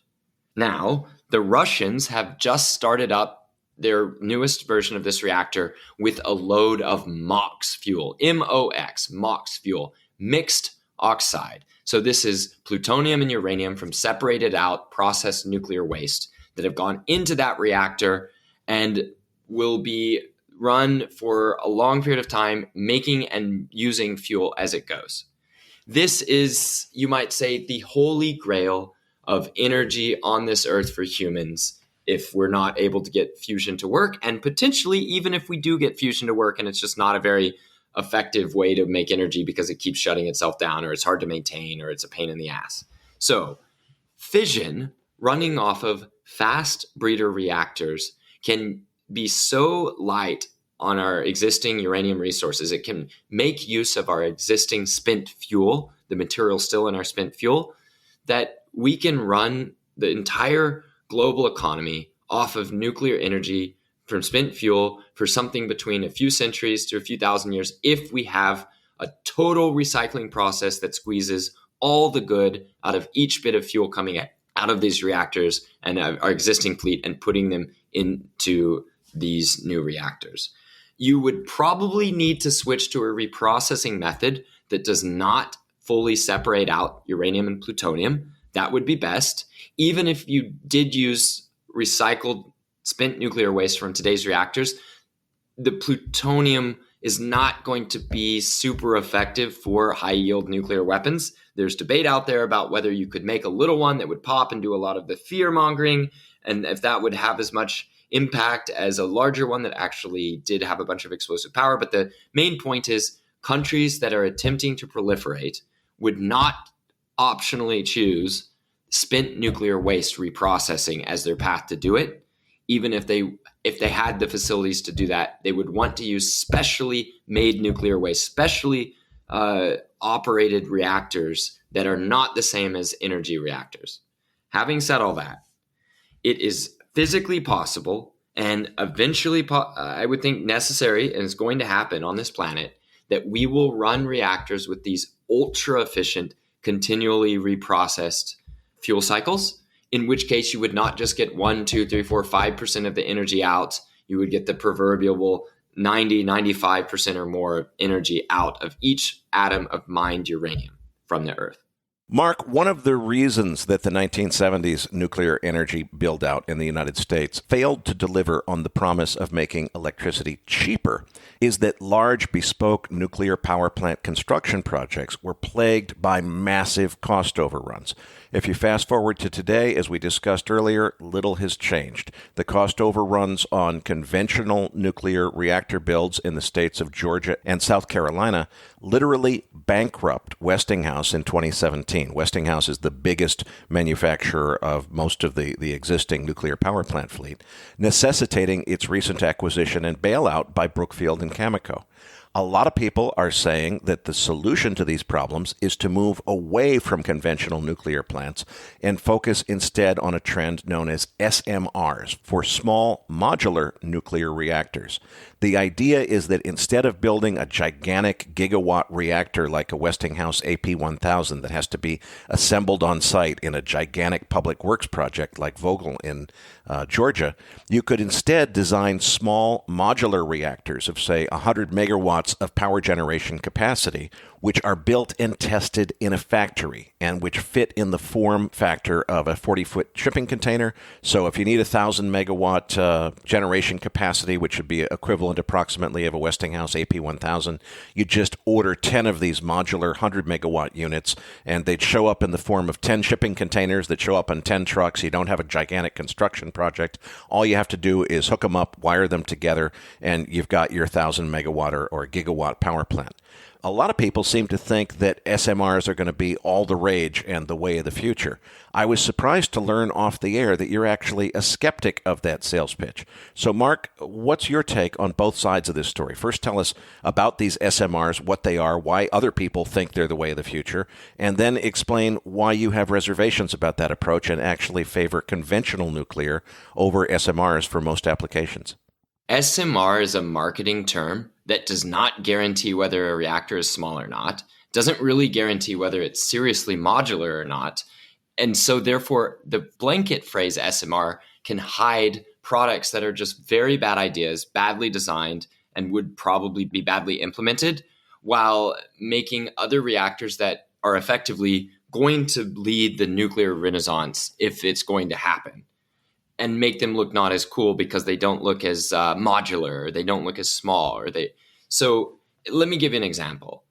If you can build a large reactor quickly and effectively, that will probably make cheaper energy than a small modular reactor that is multiplied several times to make the same capacity.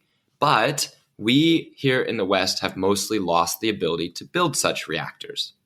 Now, we might have relearned enough lessons at Vogtle that we could do some large ones, but if you wanted to get reactors from Koreans or the Chinese or the Russians, they will be able to sell you a reactor that is both large and built reasonably on time and on budget, whereas they would probably advise you that smaller reactors, you'd better have a really good business reason you don't need much power, or your grid maybe isn't up to snuff, because as they're capable of building large reactors, they themselves can see that the smaller ones are more expensive per unit energy over the longer run. Having said that, America needs to relearn how to build, and there are lessons and insights in shrinking reactors back down that may end up making higher quality construction projects, higher quality managed projects that lead to a resurgence in nuclear building in the US. One of the fastest things that you would probably see is upsizing the reactor core of those to make a little bit more power. Where that works, what you see is why we made the reactors larger in the first place, why we went from reactors of 30 megawatts up to 300 megawatts and then to 1,500 megawatts. Why did we do that from 1960 to 1980? Why did we continue to uprate reactors? Because if you know how to build a plant, one of the easiest and fastest things to make more power is to just increase the diameter of the reactor just a little bit. And there's a sort of a cube power law that comes into play in making a higher power plant without making it much larger. And we would be doing that as soon as we learned how to make the small modular reactors. In fact, some of the most talked about SMRs are as large or larger than the existing large reactors that were built back in the 70s. And you have to ask, were the ones in the 70s, if we were to do that exactly again, would they count as SMRs? What exactly is it that makes it an SMR? Now, you could say you build it in a factory, but almost no proposals from SMRs are that perfect vision you see where it comes in individually packaged vessels. I am suspicious of anything claiming to be that small while that high power. That sounds to me like great compromises have been made somewhere in the engineering. But if people can make a strong case and show how they can do it safely, we'll see. The history of nuclear has been taking a little bit more space, a little bit more complexity, a little bit more effort, and finally more cost than you expected to just at the design level of the nuclear engineers working on a project. Does that make sense? Absolutely. So your take here is that SMRs are more marketing than reality. But with respect to... that the phrase is a dangerous marketing phrase that is used irresponsibly. But some of the projects, not all of them, some of the projects that will lead the resurgence of nuclear in the West are currently marketed as SMRs next to other reactors that will not lead the resurgence in the US, that will be unsuccessful business ventures. And that the biggest step is accepting that nuclear is worth exploring. And then the next step is putting together an appropriate project for the place that you're building it, for the country that's undertaking it, for the companies involved. That may or may not be an SMR, and it may or may not be an SMR that's considered advanced versus old school, shall we say. One of the most promising SMRs, for example, is the General Electric Hitachi BWRX-10 boiling water reactor. It is a relatively straightforward evolution of technology we already have today, of supply chains we already have today, and uses a straightforward evolution of the reactor safety case, the licensing safety case of plants that have already been given licenses to be built or even to operate. So it works with the society we have. It should work well with the industry we hope to rebuild. And that's not as assured for the more exotic or more, you might say, innovative reactor designs that people propose. Okay, so the message really is do your homework and don't get sucked in that just because it's small and modular, that makes it a good reactor. What about the idea of building the larger plants by creating modules in factories with high quality control and assembling them on site rather than actually building them on site? This is, in fact, the way we've built reactors for as long as we've been doing it. Russia has massive assembly lines where you can see a line of reactor vessels being formed and being prepared to ship to site.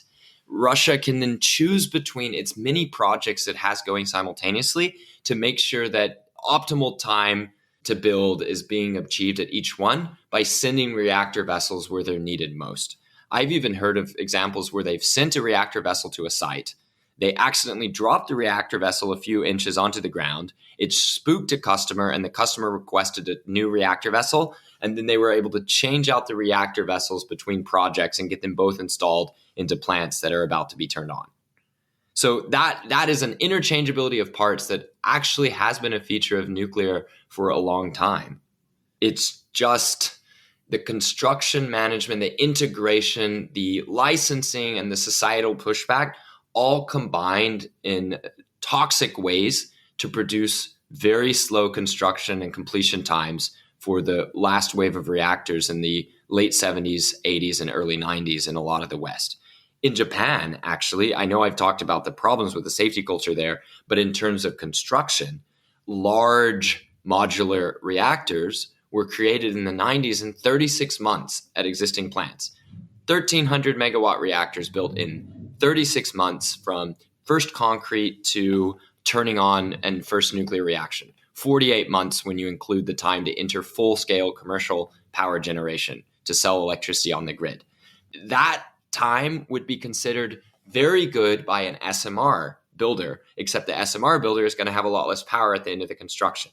This doesn't mean we can skip SMRs here in the West if we've gotten bad at building the large ones. I have to emphasize, though, countries building nuclear programs that are life or death are choosing the plain old standard large reactors on sale from vendors who know how to build them or have recently built them. That doesn't mean that countries won't come to rely on the SMRs too, but countries faced with making ultra high stakes decisions that need the lowest amount of innovation, the least amount of risk in the product they're buying, are choosing the reactors that SMR language is coded to attack. Mark, let's move on now to a collection of topics known as advanced nuclear. The nuclear reactors built in the 1970s are known as light water reactors because they use what's essentially regular everyday water as the moderator for the nuclear chain reaction. Listeners who are interested to learn the function of a moderator in a nuclear fission reaction can refer to the resources that Mark discussed at the beginning of this interview, which are linked in your Research Roundup email. There are some newer and better designs known as heavy water water reactors, molten salt cooled reactors, and liquid fuel molten salt reactors. But before we dive into those, let's first discuss what was wrong with those early generation light water reactors that had to be pressurized in order to operate the nuclear fission chain reaction at super high pressures. So what are the pitfalls of that approach, and why do we need something different? Well, Eric, nature abhors a vacuum, and a relative vacuum is created when you have a highly pressurized bottle and a low pressure atmosphere. If you put too much heat into a nuclear reactor under pressure and a leak develops, or somebody crashes a missile into an occupied nuclear plant or something like that, a violent depressurization, that is water under heavy pressure bursting through a pipe and flashing into steam, can disperse radioactive isotopes if they have already leaked into that water, if there's already been some fuel damage or a meltdown, and be dispersed out into the atmosphere. The reason why these pressurized water reactors and boiling water reactors, which are another type of water reactor under pressure, have such strong containment domes is to contain within them the largest possible leak of pressurized water into this space under the containment dome. So the thought goes, if we use fluids, coolants and moderators in reactors that are not needing to be under severe pressure, then you remove an entire type of accident that comes from the interior of the reactors being at a higher pressure than the atmosphere. In which case, you could dispense entirely. If you trust your engineering, you could dispense almost entirely with a tensile strength hardened pressure vessel, and you can just have armor around the reactor, just protecting from external objects crashing in. In fact, the thought that the Fukushima Daiichi design had enough of that protection around the reactor itself because of the low pressures inside, relatively low pressures inside, was part of what led to a somewhat weaker containment building that was then breached when there was a hydrogen explosion. So these are definitely things that you would look at step by step in a safety case for the reactor, but it is true that if you have a sodium cooled reactor and the sodium is at atmospheric pressures, even if it's at several hundred degrees C hotter than water, that is going to lead to different and possibly reduced maximum accidents compared to pressurized water reactors. Something I really found interesting as I learned it recently, Mark, is the use of water as the moderator in a reactor. I mean, it seems to most normal people like water is super safe stuff. We use it to put fires out with. And of course, you have to stop and remember the chemical formula for water, H2O. That's hydrogen and oxygen. Hydrogen is the very explosive gas that was in the Hindenburg. Oxygen is the stuff that makes everything burn hotter and faster. So, the last thing you want is hydrogen and oxygen, which is an incredibly explosive combination. Well, water is obviously safe. It's not hydrogen and oxygen. It's a combination. Those hydrogen and oxygen atoms are bonded together in a covalent bond that's so strong that nothing could break it apart short of, say, the neutron implosion of a sustained nuclear reaction, which is exactly what's going on inside of a reactor. So what actually blew the roof off the top of the building at Fukushima Daiichi was when the water inside the reactor separated into hydrogen and oxygen and then exploded. So getting the water out of or using something other than water as a moderator seems like a really good idea. What are the benefits of heavy water reactors and where are they used? Heavy water is water that has as its hydrogen atoms, chubby hydrogen, deuterium. That is hydrogen that instead of just being a single proton and an electron is a proton plus a neutron, a neutrally charged particle just as heavy as the proton. So what happens here is that it's a little bit less likely to absorb stray neutrons, meaning it reflects those neutrons back into the reaction and is therefore it's more stingy and less wasteful of the neutrons. This means you can run your reactor on lower radioactivity initial fuel. You can run heavy water reactors on natural uranium with none of the enrichment from the spinners that we were talking about earlier in the episode. This means you can make a fuel cycle independent of one of the technologies that is mistrusted for its proliferation concerns. Okay, so if I don't want to let a country have the centrifuges, they could have heavy water reactors to make their electricity, and they wouldn't need the centrifuges that might be abused in order to make nuclear weapons. Correct, but there's no free lunch. Heavy water reactors, as they exist today, can be refueled without being turned off. That means you can put fuel into them as they operate continuously. This is a feature that could be abused to make materials that could be separated into uranium and plutonium later. So again, there's no free lunch here. And there are advantages to be obtained by putting in enriched fuel into heavy water reactors. An innovative startup company that I've worked with out of Chicago, Illinois, Clean Core Thorium Energy, is combining mainly thorium with a little bit of enriched uranium in order to make fuel for these heavy water reactors that keeps all the advantages of heavy water reactors, but uses 7 times less fuel. Now, fuel is not one of the major cost components of a reactor, but if you have a drop-in fuel replacement that saves a significant portion of the cost of the fuel, over the 30-year life of one of those reactor cores, you could save up to $1 billion or more just from the changing out of the fuel alone. And if you can do that with a relatively quick development period, and you obtain the enriched uranium to go in with the cheap, readily available thorium, then you make a fairly compelling case for using enriched uranium in reactors that were originally designed to not require them.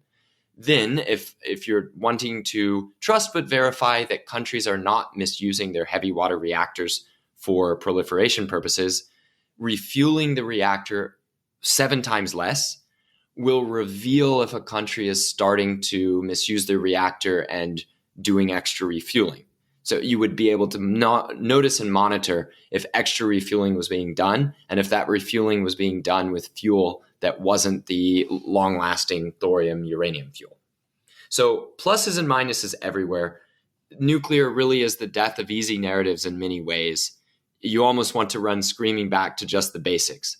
Extreme energy density, ultra long lasting machines, almost all money to labor and operations rather than to materials harvested from the earth, and steady, safe power. Let's move on to the next one, which is the molten salt cooled reactor. You described previously why it is beneficial to get the water out of the reactor so you're not using something that can separate into hydrogen and oxygen, instead using melted salt, essentially, as the moderator for the nuclear reaction.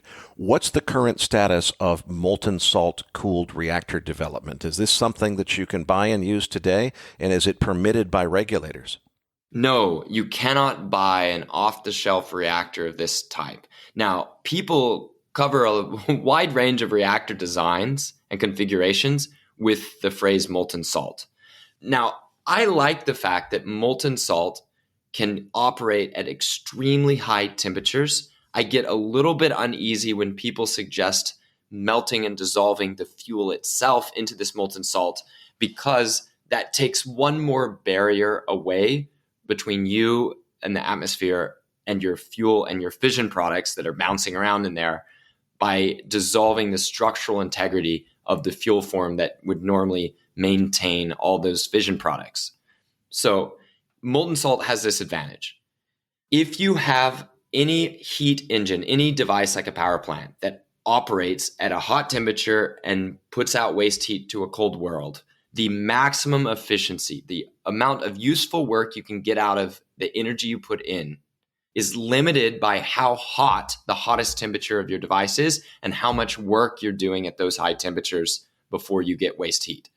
The hotter a reactor is, the higher the efficiency of energy conversion in that reactor. If you want to run industries that require hot temperatures, off of the pure BTUs, the pure energy coming out of these reactors, you will do best from an efficiency standpoint, and there hopefully a cost standpoint if the reactors operate well, with having the highest possible temperatures for your heat transfer. That's going to come from molten salts.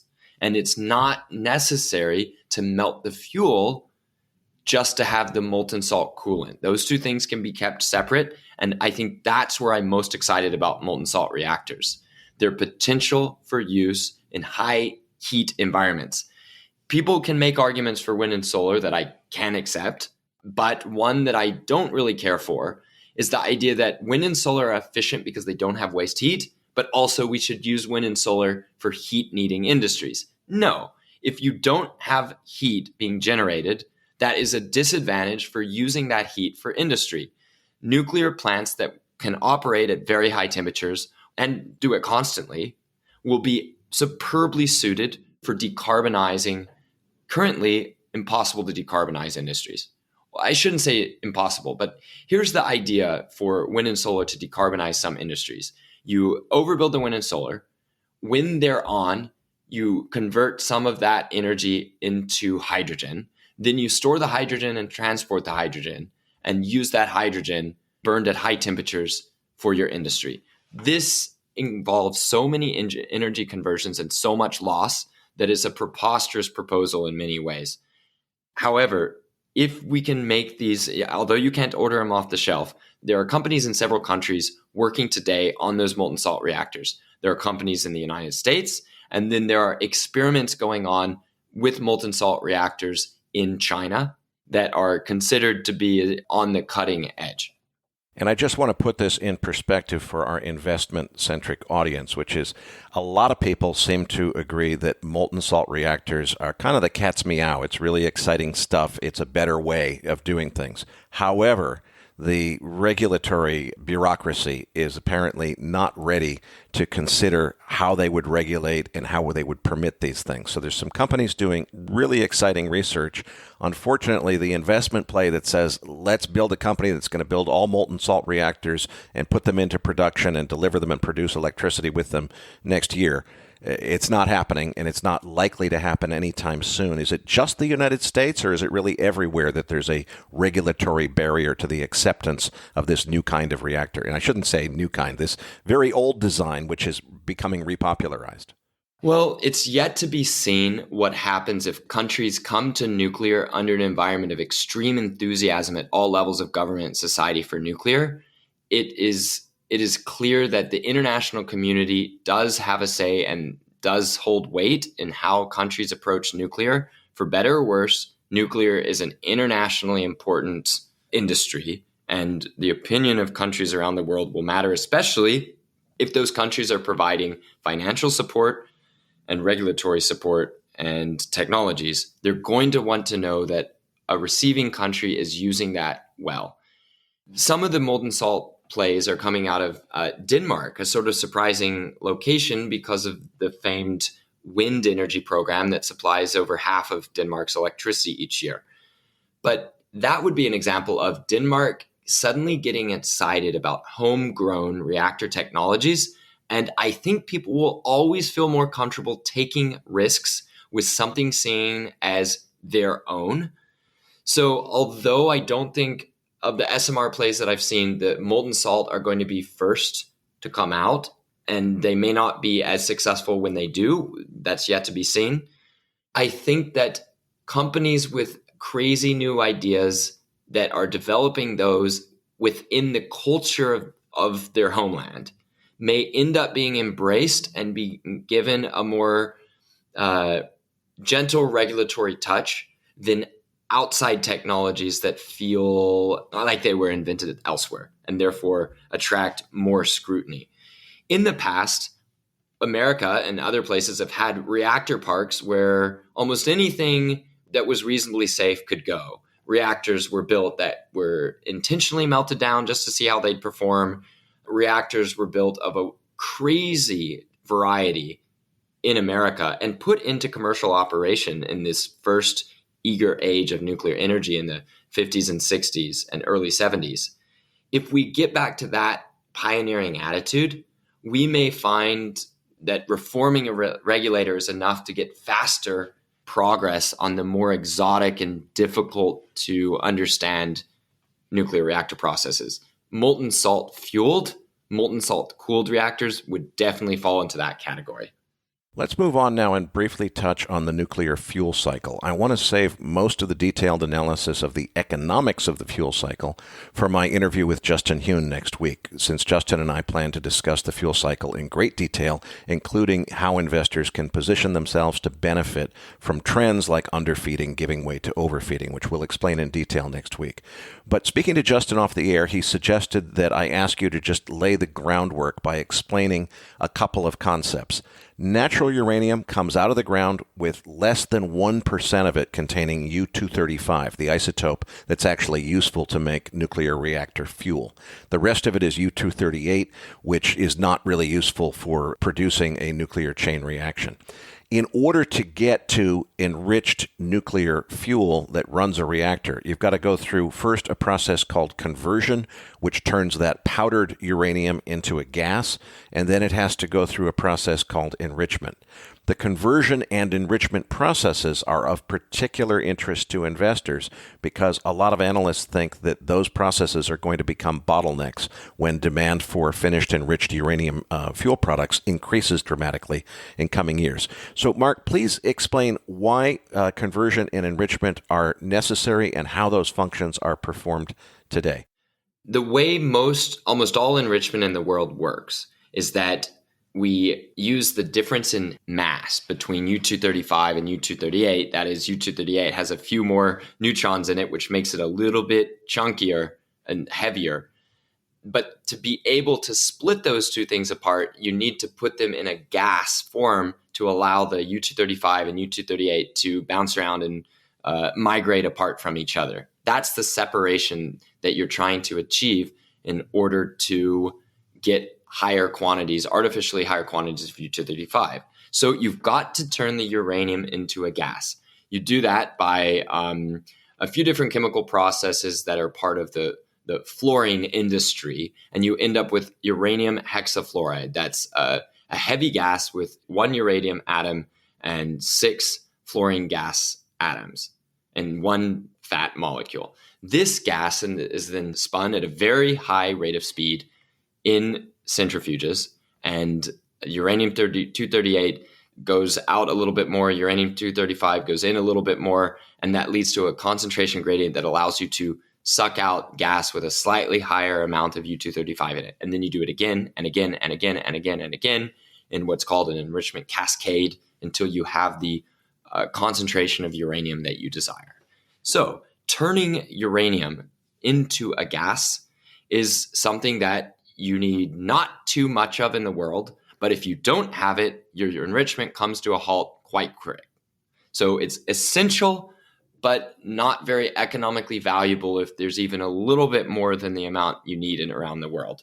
What's happened is that enough of that capacity was in Russia that losing that capacity from Russia puts us in a bit of a bind. We've got to stand up our own uranium hexafluoride conversion facilities quite quickly. Now, we do have facilities that were turned offline that can be put back into service. And around the world, governments have such an inspiration to get this done that it's, don't want to say it's somebody else's problem, so it'll automatically happen, but it's a relatively small worry for me. Perhaps a bigger worry is the enrichment facilities itself. Enough of that enrichment facility capacity was located in Russia that if everybody suddenly needs to cut a new contract to replace their volumes that they were expecting to buy from Russia in the future, then we don't have quite enough enrichment for everybody to get it done at anywhere near the price that's available today. The question is, will there be actual shortages that lead to nuclear plants having big enough delays on fuel that they can't operate? I've queried people involved in the nuclear industry, and they seem to say no, but they don't want to say no so loudly that we don't invest in the enrichment capacity that solves the problem, if that makes sense. So yes, quite essential. Yes, somebody's going to collect economic rents for some time in this bottleneck, but it shouldn't be something that either is an argument against doing nuclear energy or that we cannot solve and will lead to shortages of nuclear electricity. Well, it's definitely an opportunity that I think about from an investment standpoint, because I think there's complacency in the system where most people I'm talking to are saying, look, don't worry about being able to get the enrichment services from Russia, because the people that are writing the sanctions understand we don't have that capability.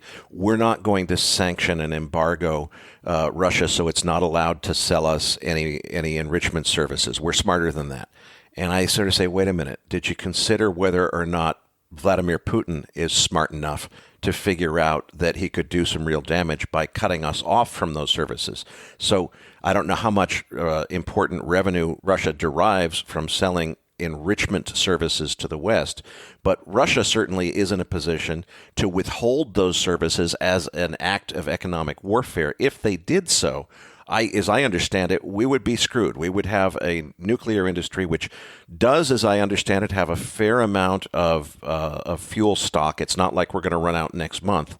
But within a short number of years, you would have to really build out a whole bunch of enrichment facilities. If you do it the old way, it means a lot of those high revolution speed centrifuges are needed. We'd have to build plants to do all that stuff in the West. There's also a new approach, though, called laser enrichment. Is that a better way to do it? If let's imagine that we lost access to Russian enrichment services and had to replace that capacity, would we be better off to start building out a whole bunch of facilities full of centrifuges, or is this new laser approach a better way to do it? Well, the truth is laser enrichment has a few years to go. I've been told that the technology should be good to go. It does work at a small scale, but we need to commercialize it. America's the country that owns commercial laser technology. That laser technology needs about 4 years of really intense sprint development, or maybe double that of slow plodding development. If laser enrichment and the economic advantages that it could bring is considered important, either investors or government can work together to accelerate that development and get that laser enrichment going at commercial scales by perhaps late 2027, early 2028, if the money spigot turned on straight away. The expectation for centrifuge enrichments is a little bit sooner. And if you just pay the Europeans to expand their already existing technology, already existing plants, then they can get even higher certainty of increased capacity in short order. I think that's the way I'd put it. So it sounds like your preferred second source, if Russian enrichment services were just taken offline because of geopolitical developments, Europe is the second source to go to. They don't have enough capacity, but they do have the infrastructure. They just have to increase their capacity in order to be able to service the need. Right. And some of those European facilities aren't in Europe. They're in America. The Europeans own the main enrichment facility in the U.S. Okay, and as I understand it, the play, if you're trying to bet as a stock investor on laser enrichment, is actually an Australian company, Silex Technologies? So that would be directly involving yourself in the enrichment technology, but the Silex technology is itself held in a cooperative structure called Global Laser Enrichment that is a subsidiary of Cameco. Okay, so laser enrichment plays for investors are going to be Cameco or Silex if you want a focused play. Correct.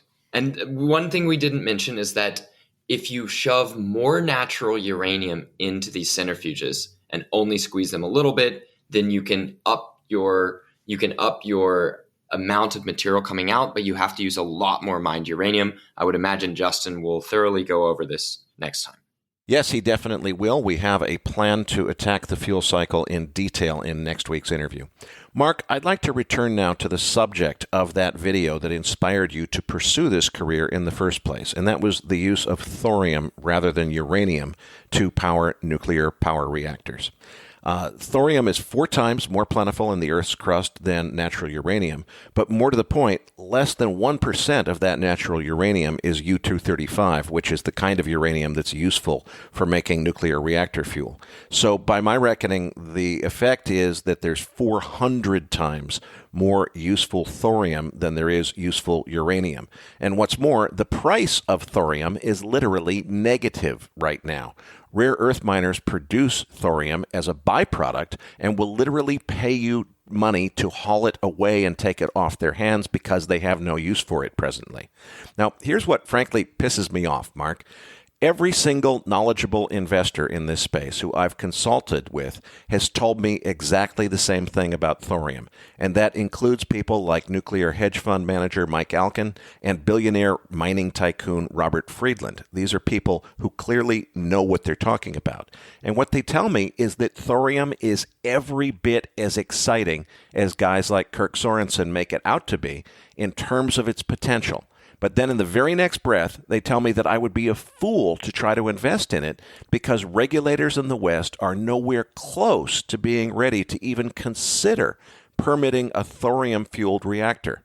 Now, China has a big program to develop thorium-fueled reactors, but in the good old US of A, I'm told that even considering any fuel source other than uranium is basically just categorically out of the question unless there was a completely new government-driven policy initiative where the government's driving the bus and making it the priority, and it sounds like that's not even remotely on their radar right now. So what's the straight scoop on thorium, Mark? Is it really the tragedy that I'm hearing in the sense that it could potentially change everything for the better, as Kirk Sorensen has said in his many videos, but the government is standing in the way of progress, or is there more to the story than that? The first commercial core we ran in the first commercial reactor built in the US was a thorium fuel. Its performance just wasn't as good and it wasn't worth the effort, so they switched it out. We've had several countries run thorium fueled reactors. There's nothing magic about thorium. You have to convert thorium into uranium to run your reactor in the first place. What's happening here is people are confusing thorium, the fuel, with their favored reactor type that they want either for other reasons or because it's required in order to convert the thorium into uranium in order to burn it.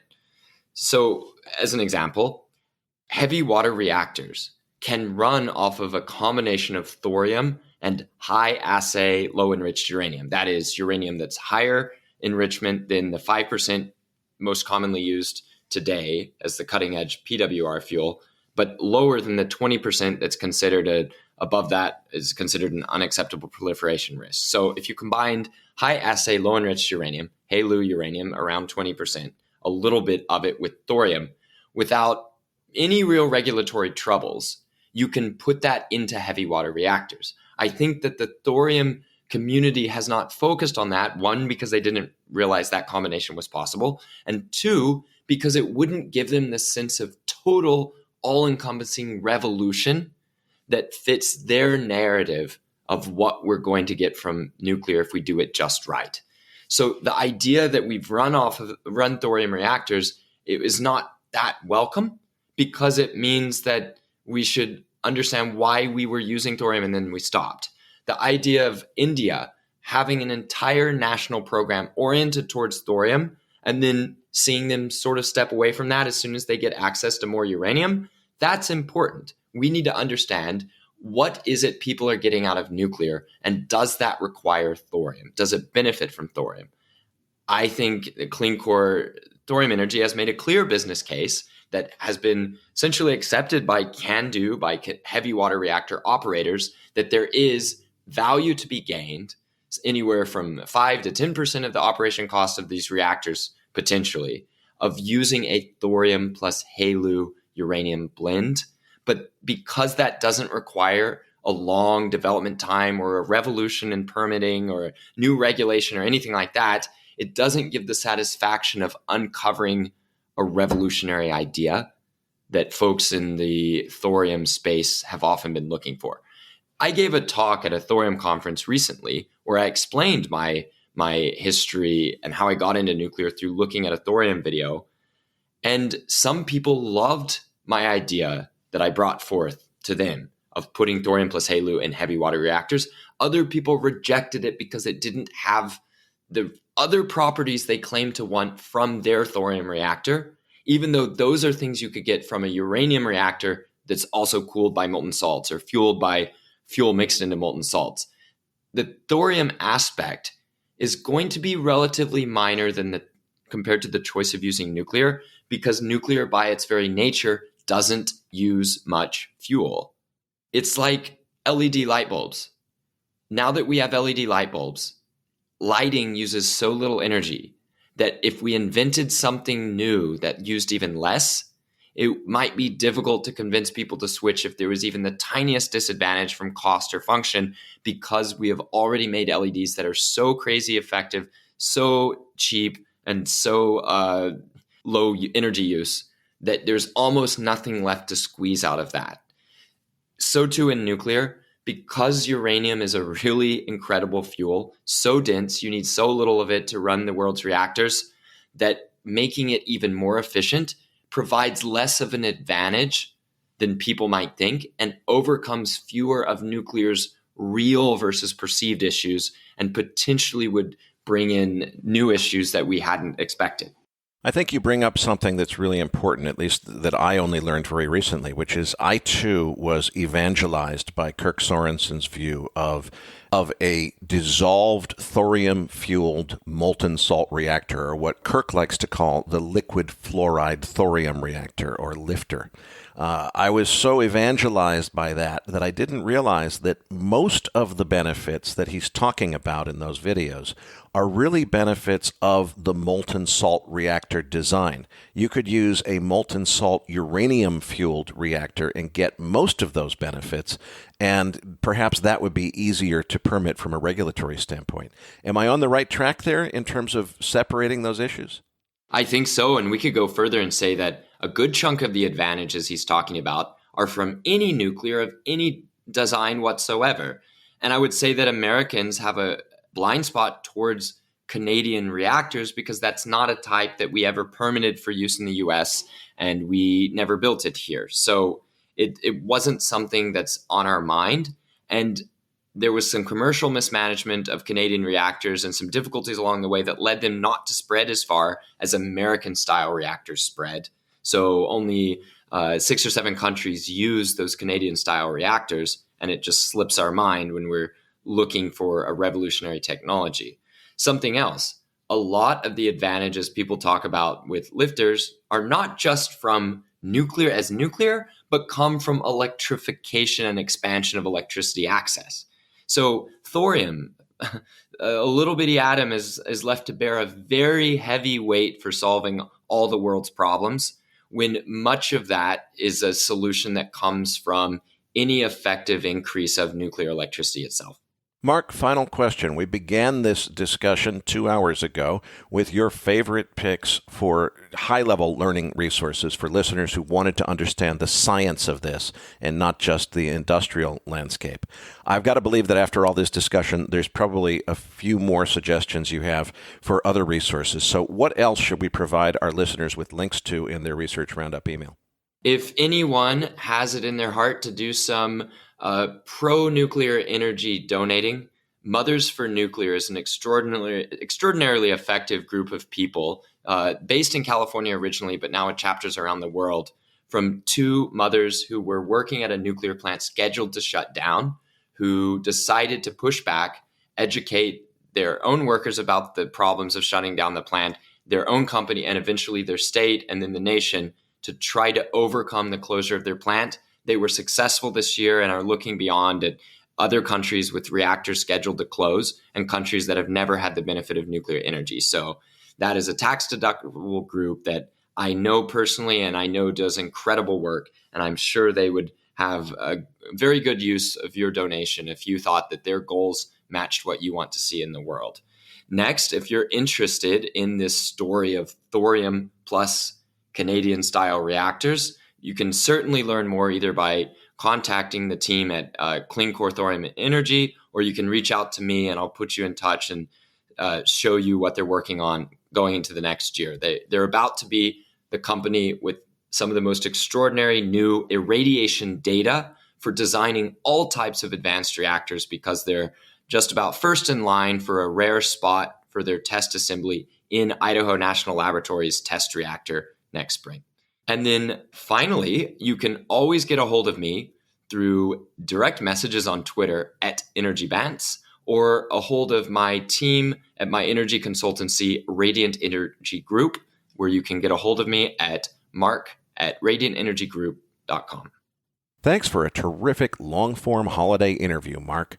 Patrick Ceresna and I will be back as MacroVoices continues right here at MacroVoices.com.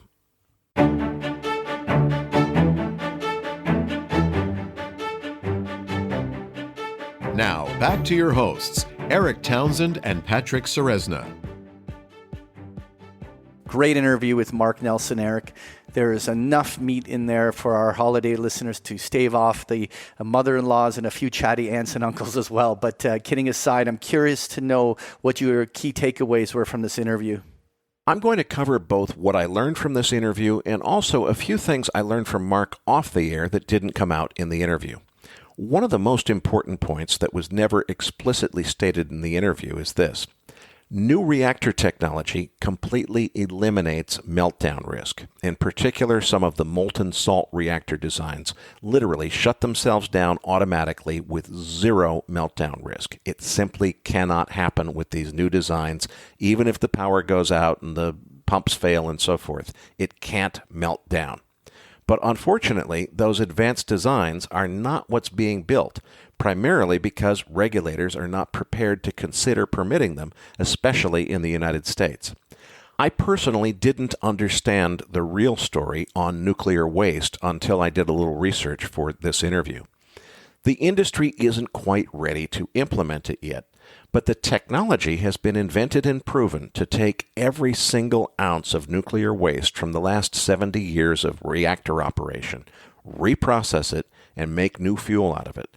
So it will eventually be possible to build out a fleet of new nuclear reactors to replace all of the coal-fired power plants, while decreasing rather than increasing the total amount of spent fuel in storage globally.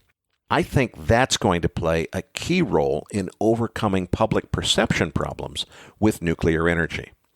Something we didn't discuss, but which I predict will become a prominent new objection to nuclear energy, will be the risk of targeting nuclear power plants in wars. To be clear, there's absolutely zero risk of dropping a conventional bomb on a nuclear power plant and having it somehow cause a nuclear explosion as a result. It just doesn't work that way.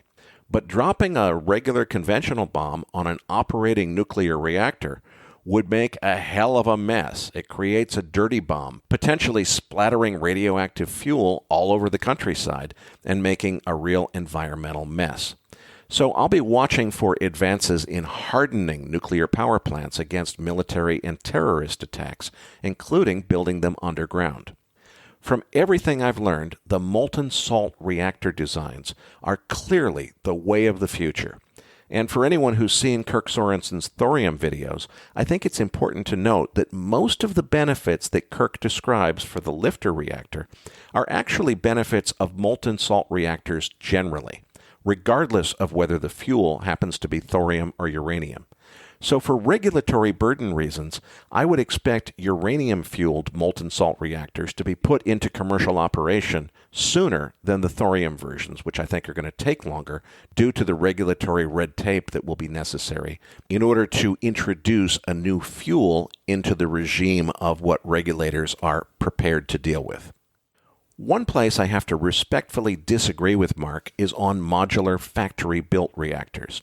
His point that small modular reactor is more of a marketing buzzword than an engineering reality is well taken. But at the end of the day, the real problem, as I see it, is that we're just not good at getting large, bespoke public works projects like a conventional nuclear power plant done on time and on budget. As Mark mentioned in this interview, the Golden Gate Bridge was completed in less than 4 years for a total cost of $35 million, which is equivalent, after adjusting for inflation, to about $600 million in today's dollars. Now they're installing a suicide prevention net under the bridge to catch anyone who tries to jump off. That project has already cost $400 million, or two-thirds of the original cost of the entire bridge, just to build a net, and it's already taken longer than the 4 years that it took to build the entire bridge. So I'm convinced that we need to build nuclear power plants in factories run like Honda car manufacturing plants, but with nuclear quality standards.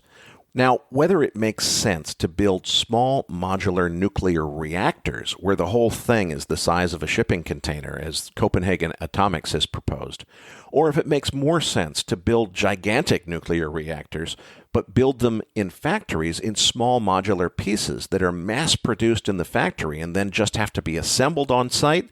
Okay, look, I have no idea. I'm just starting to learn about this stuff. But I'm convinced that the solution is not going to be hiring the folks that are now busy building the suicide prevention net for 2/3 the cost of the original Golden Gate Bridge, and taking longer to get that project done, hanging a net underneath a bridge, than it took to build the entire bridge. So I'll be keeping my eyes open for nuclear technology that gets produced to highest possible quality standards in factory assembly lines with minimal on-site bespoke construction. Another point that didn't come up in this interview is that in the current nuclear reactor fleet, only 1/3 of the heat energy created in the nuclear chain reaction gets converted into electricity that can be sold into the grid. The other 2/3 of the energy produced gets lost in heat dissipation, and that's one of the environmental gripes with nuclear. The waste heat, while it may be perfectly free of radioactivity, still disrupts the natural ecosystem. So if somebody can figure out how to design a reactor that recovers 2/3 of the nuclear fission energy as electricity, rather than just 1/3, that means revenue from electricity sold doubles, and the environmental objections can be overcome. And from what I'm learning, the new super high temperature, unpressurized molten salt reactors are going to be where those energy conversion efficiencies are most likely to be found. So I'll be watching very carefully for advancements in that area. Folks, this is now, without a doubt, the longest MacroVoices episode we've ever produced. So if you're still listening, I have to believe you either have serious in-law problems or you're as interested and excited about the future of nuclear power technology as I am. So I'm going to leave it here until next week when we'll dive into how to invest in this industry. This episode of MacroVoices was made possible by Respect Energy, a leading European trader of renewable energy and a one-stop shop for all green energy investors. And that's a wrap for part 1 of our 2-part holiday special on nuclear energy. Be sure to stay tuned again next week when Eric's guest will be Uranium Insider newsletter editor Justin Hune, when the focus will shift from understanding nuclear energy to investing in a coming bull market in all things nuclear, which Eric predicts will really take off after the coming recession first creates some terrific buying opportunities. That's coming up next week, right here on MacroVoices. You'll find all of the materials Mark Nelson referenced in his interview in this week's Research Roundup email. So that does it for this week's episode. We appreciate all the feedback and support we get from our listeners, and we're always looking for suggestions on how we can make the program even better. Now, for those of our listeners that write or blog about the markets and would like to share that content with our listeners, send us an email at researchroundup@macrovoices.com, and we will consider it for our weekly distributions. If you have not already, follow our main Twitter account @MacroVoices for all the most recent updates and releases. And you can also follow me on Twitter @Patrick Serezna. On behalf of Eric Townsend and myself, thank you for listening, and we'll see you all next week.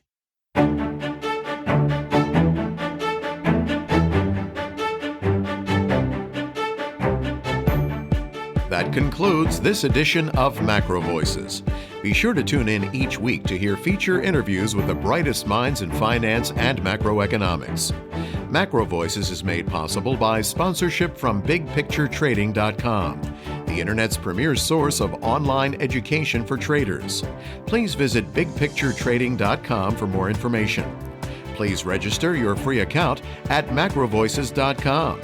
Once registered, you'll receive our free weekly Research Roundup email containing links to supporting documents from our featured guests and the very best free financial content our volunteer research team could find on the internet each week.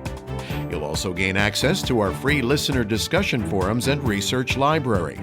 And the more registered users we have, the more we'll be able to recruit high-profile feature interview guests for future programs. So please register your free account today at macrovoices.com if you haven't already. You can subscribe to MacroVoices on iTunes to have MacroVoices automatically delivered to your mobile device each week free of charge. You can email questions for the program to mailbag@macrovoices.com, and we'll answer your questions on the air from time to time in our mailbag segment. MacroVoices is presented for informational and entertainment purposes only. The information presented on MacroVoices should not be construed as investment advice. Always consult a licensed investment professional before making investment decisions.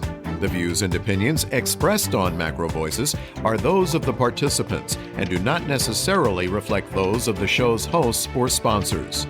MacroVoices, its producers, sponsors, and hosts Eric Townsend and Patrick Ceresna shall not be liable for losses resulting from investment decisions based on information or viewpoints presented on MacroVoices.